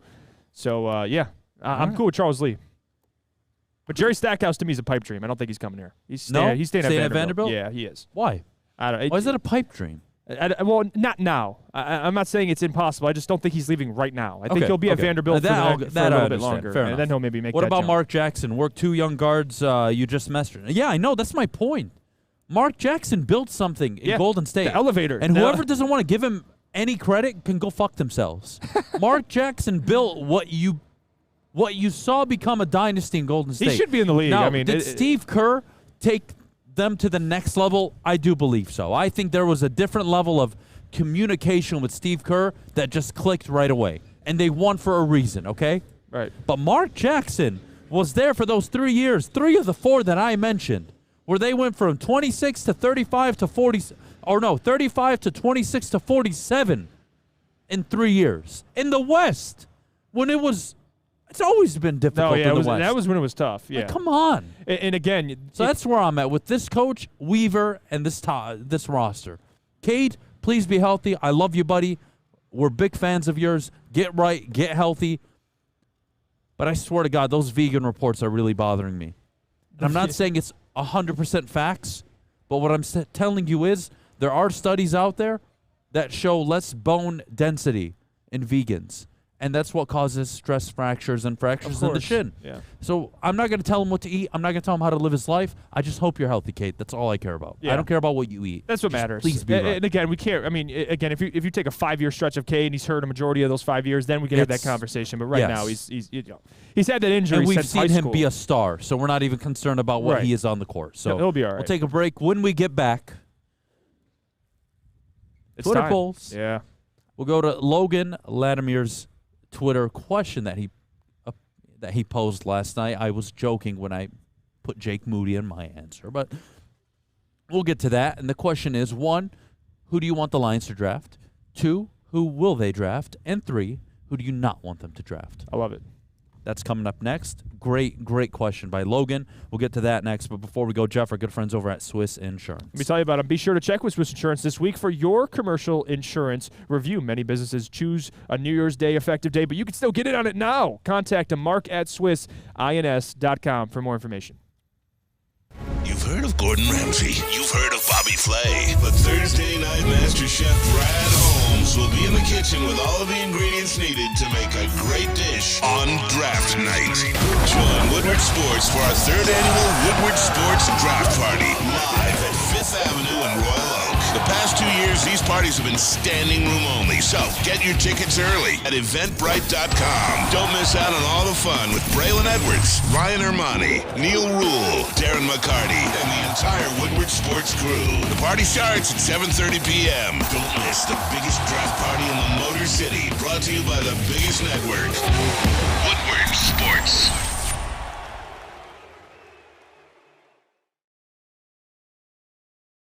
By now you know me, Christina Schnurry, as the obvious choice in real estate. And you know my website, soldchristina.com, as your #1 resource for buying or selling your home. Myself, along with my amazing staff, pride ourselves on making your home buying and selling experience a relaxing and easy one. Come see why we are the obvious choice. Christina Gennari at soldchristina.com, the obvious choice in real estate. You have an opinion? Make sure it's seen and heard. Corner, jumper, tweet us, hop on the YouTube chat, slide in the DMS at Woodward Sports on all social media. All right, guys, look, this is very simple. Are you feeling tired, depressed, or unmotivated? Low sex drive, muscle loss, too much belly fat? Here's what I got for you. Our good friends over at Custom Health Centers, through their testosterone optimization therapy, will help you find a safe and effective way to restore your vitality, confidence, and performance and reduce heart disease. Visit CustomHealthCenters.com or give them a call. Jesus Christ. 877-965-0910. That's 877-965-0910. We are back here on the Morning Woodward Show. I just lost my paper. I don't care. We're back. WoodwardSports.com, live here at Dispo Mall. This place is unbelievable. It's huge. You guys can see the store sign in the background. We got black toilets. We've got white toilets. There's no discrimination here. This is my kind of place. It's out in Romeo. Give us a shot. Come out here, guys. Let's have some fun. We've already had a few people stop by, show some love to the show, show love here, drive off, make shout-outs about the Lions. It's been fun. But here's what we're going to wrap up the show with. Jeff, I'll start with yours.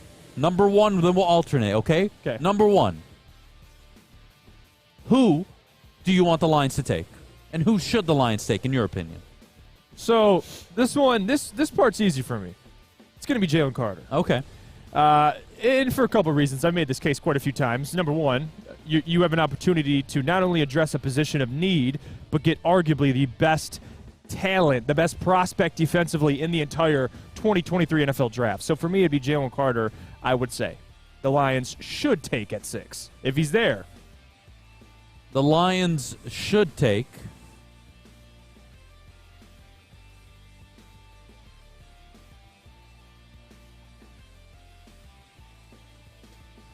The Lions should take Jalen Carter.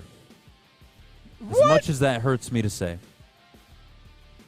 Are you kidding me? Yeah, because it's not what I want. It's not about what I want, guys. There's a difference between me having an opinion and me being honest with you guys. If he visits and he checks the boxes, they should draft Jalen Carter if available. And I would prefer Jalen Carter over Tyree Wilson. I'd prefer Calijah Kancey over Tyree Wilson. I'm passing completely on him. So he's off my board. Okay. But who they should? I mean, it's not only who they should. It's just I want a defensive tackle. Right. And who I think they will draft is Devon Witherspoon. Yep. And that's why I'm saying this the way I am, because I want a defensive tackle. If I can't have Kancey, I'll fucking take Jalen Carter. Even if I have my questions and my reservations, he's still one of the best prospects coming out of the draft. He is tough to pass on. I mean, I've always said this from day one, but again, you show up to your job interview the way you did, he better have killed it on Monday. And we haven't heard anything. Hopefully we'll hear something today when Gabby and Matt are down there asking tough questions for Brad Holmes. I'm happy. I thought you were going to come in. I'm just being honest, man. You're very honest. And it's facts. Who I want, you guys know who I want. That's not what I want. Now, who I think they'll take, right now, the odds makers say it's Devon Witherspoon. Trading Okudah really drives me to the point where I think it is going to be Devon Witherspoon. But that's where I'm at. So you're just I'm not advocating for Jalen Carter. But the question is, it's who they should draft, will draft, yeah, and not won't who draft. I think they should draft. No, it is. No, what who do you mean? should they draft? That's No, the you're question. asking if who I think they draft? And the next one's who will they draft? Okay, who they should draft? So the first one is your opinion. The second one is who will they draft? Well, even that's then, why I'm shocked you said Jalen Carter, because I'm like, should they? You think they should? Oh, sorry. Well, I misunderstood. I knew something was off. I knew something was off when you said that. So who should they draft? Should they if take? You're Adam, Brad Holmes? so my opinion. Yes. Then, not yes. what I think. The second they'll do. one is who will they draft? Okay. Yes. Okay. Now I knew something was off. Okay. Now repeat well, that. even I'm then, still Jalen Carter. I'm still heavily considering Jalen Carter, even on the should. No, I'm not going to change my answer much. Okay. Because again, he showed up Monday. How'd it go? I don't know. If he checked certain boxes, It's hard to pass on the best defensive prospect outside of Will Anderson in the draft. So I'm still going to stick with my answer. Okay. I'm going to go Will Anderson. Now, who I will? want Calijah Kancey. Who I want, you know who I want. I'm not changing. Who I think they'll go, right now Devon Witherspoon's the favorite. I think seems to be trending that way. Number 3 is who they shouldn't take. Anthony Richardson or Beydoun Robinson. Those are the two. Yeah. Honestly, yeah. I like the Anthony Richardson one. I would probably go Peter Skronsky at 6. I wouldn't be in love with it. It has nothing to do with Peter Skronsky. It's more of just the idea of taking a guard at 6, essentially, who would be your tackle. I don't love the idea, especially when you need so much help defensively. But I think Anthony Richardson's probably the other one for me. Yep. Yeah, I'm out on him. But still, those are the two. Yeah, look, guys, you know, Phil Simms did this, Chris Simms does this a lot. He has Will Anderson as the 5th best edge rusher. He had Zach Wilson as the number 1 quarterback over Trevor Lawrence, I believe, in that draft. He does this. It's just how he sees the game. I can respect it, whatever, move on. Yeah. What I think the Lions should do, you guys know how I feel about Calijah Kancey. Do I understand your reservation about not wanting him at 6? Of course I do, and I respect that. And I hope you respect my reservations about Jalen Carter, who is a better prospect, considering his pro day and the market left for me. Mm-hmm. So look, at the end of the day, I think defensive tackle and corner are the positions they should get. Whether they get it corner at 6, Kancey at 18, Carter at 6, Porter at 18, I just want the position. Yeah. That's, to me, what I care about. Defensive tackle at 6, Yes. preferably secondary player at 18. Yeah. So if you know what, they end up taking Jalen Carter. I'm not going to show up Friday. I said this Monday. Or when did you show up late to work? Yesterday, right? Yeah. I think it was yesterday. I said, if they draft Jalen Carter, I'm a dishonest man if I show up and I'm angry. I'm just doing it to be angry. I wouldn't be angry. Last year, I'd be angry about Kyle Hamilton. I would be angry about Malik Willis. I would be angry about Anthony Richardson. I would be angry about Beydoun Robinson. I wouldn't be angry about Jalen Carter. It's one of the best defensive tackle prospects to come on the last 5-10 years. Mm-hmm. He has the size, the athleticism. He's got it all. It's just, is your head in the game? Is your work ethic what I need it to be for you to reach your potential? And I question that. And I'm going to question that even if they draft him. And hopefully he does prove me wrong, because that'll be great for me, great for all of you at home. That's my 2 cents on the thing. I'm not going to sit here and say, you can't draft Jalen Carter.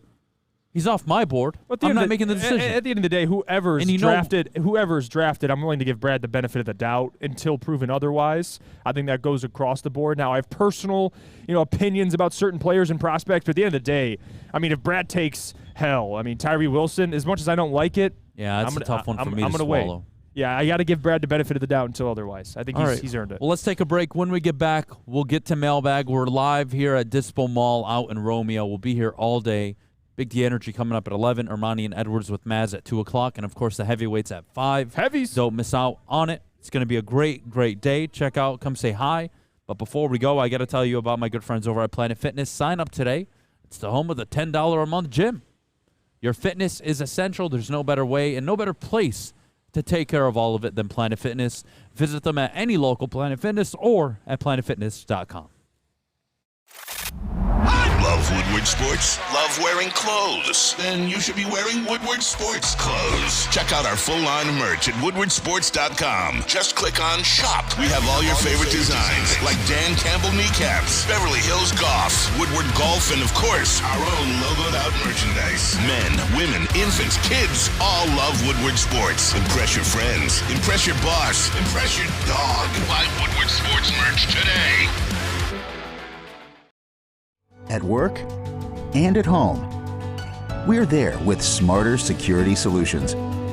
Featuring complete automation with customized alerts and more. For over 90 years, we've been the company that's been counted on to protect what matters most, all with personalized service and care.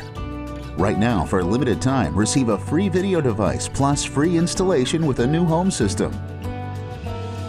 Guardian Alarm. We protect Michigan. Get a shot up. This is for the win. All of Detroit's sports teams live on Woodward. All of Detroit's sports coverage lives on Woodward Sports. Driving the best in Detroit sports coverage.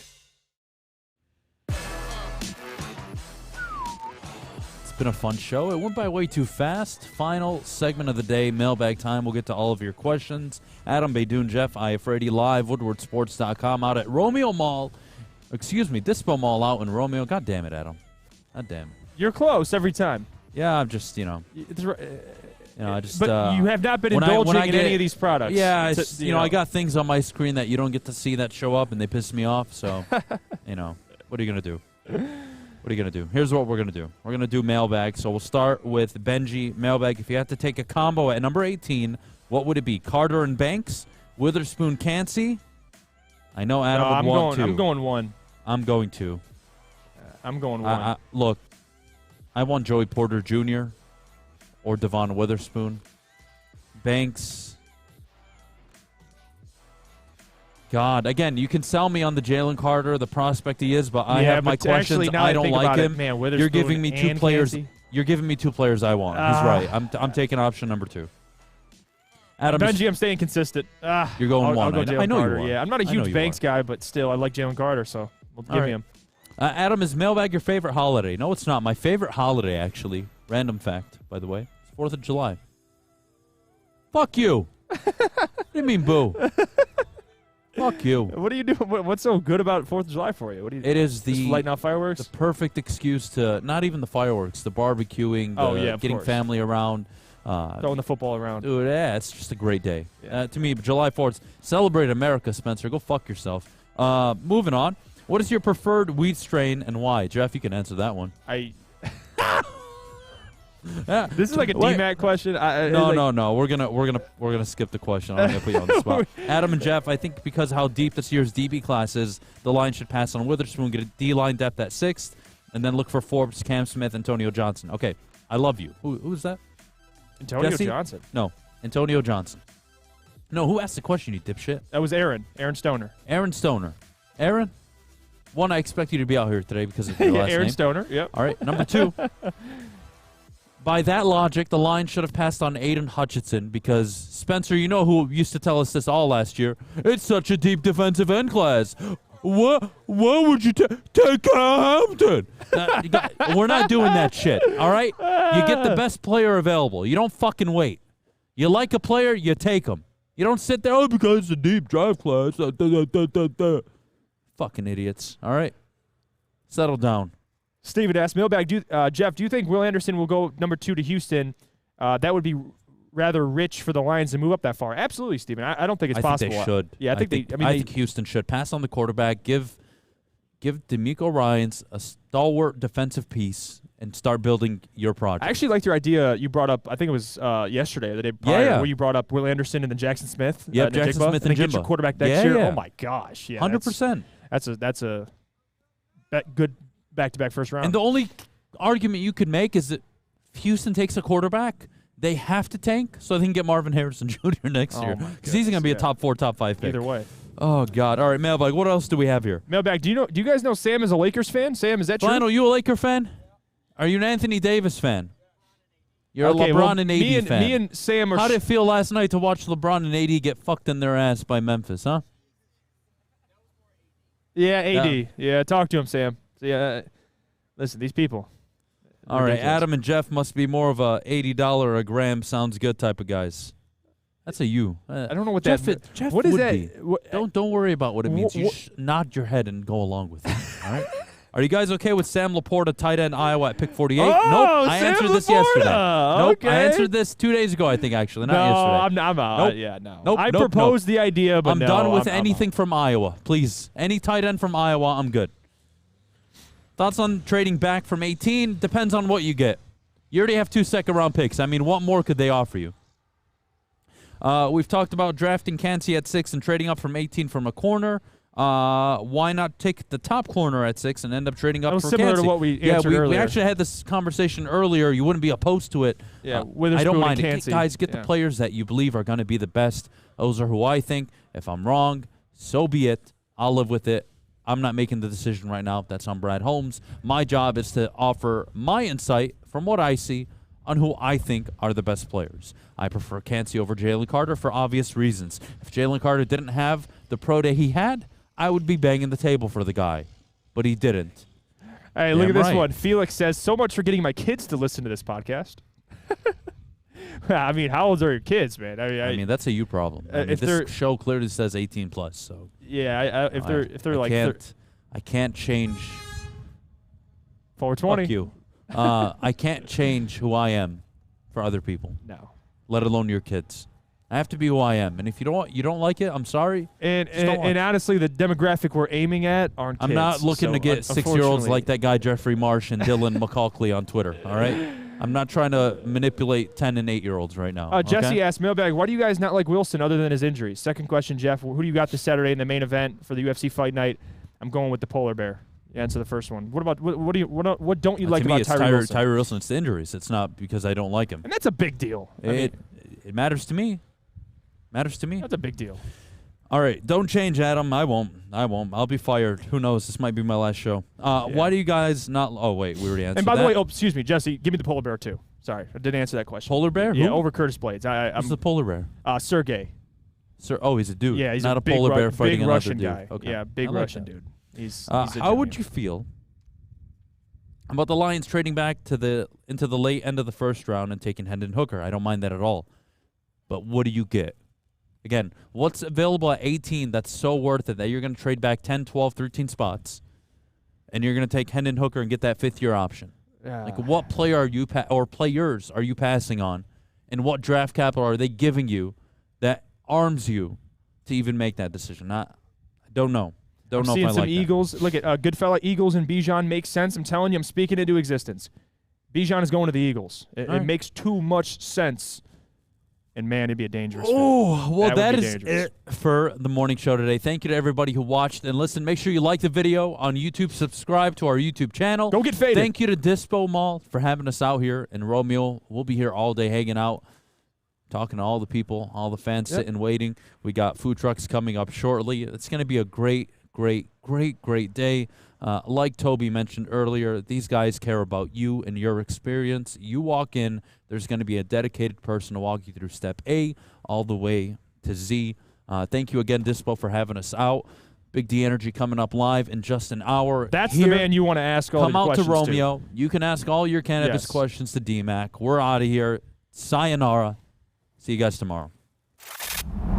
Love Woodward Sports? Love wearing clothes? Then you should be wearing Woodward Sports clothes. Check out our full line of merch at woodwardsports.com. Just click on Shop. We have all your favorite designs, like Dan Campbell kneecaps, Beverly Hills Golf, Woodward Golf, and of course, our own logoed out merchandise. Men, women, infants, kids, all love Woodward Sports. Impress your friends. Impress your boss. Impress your dog. Buy Woodward Sports merch today.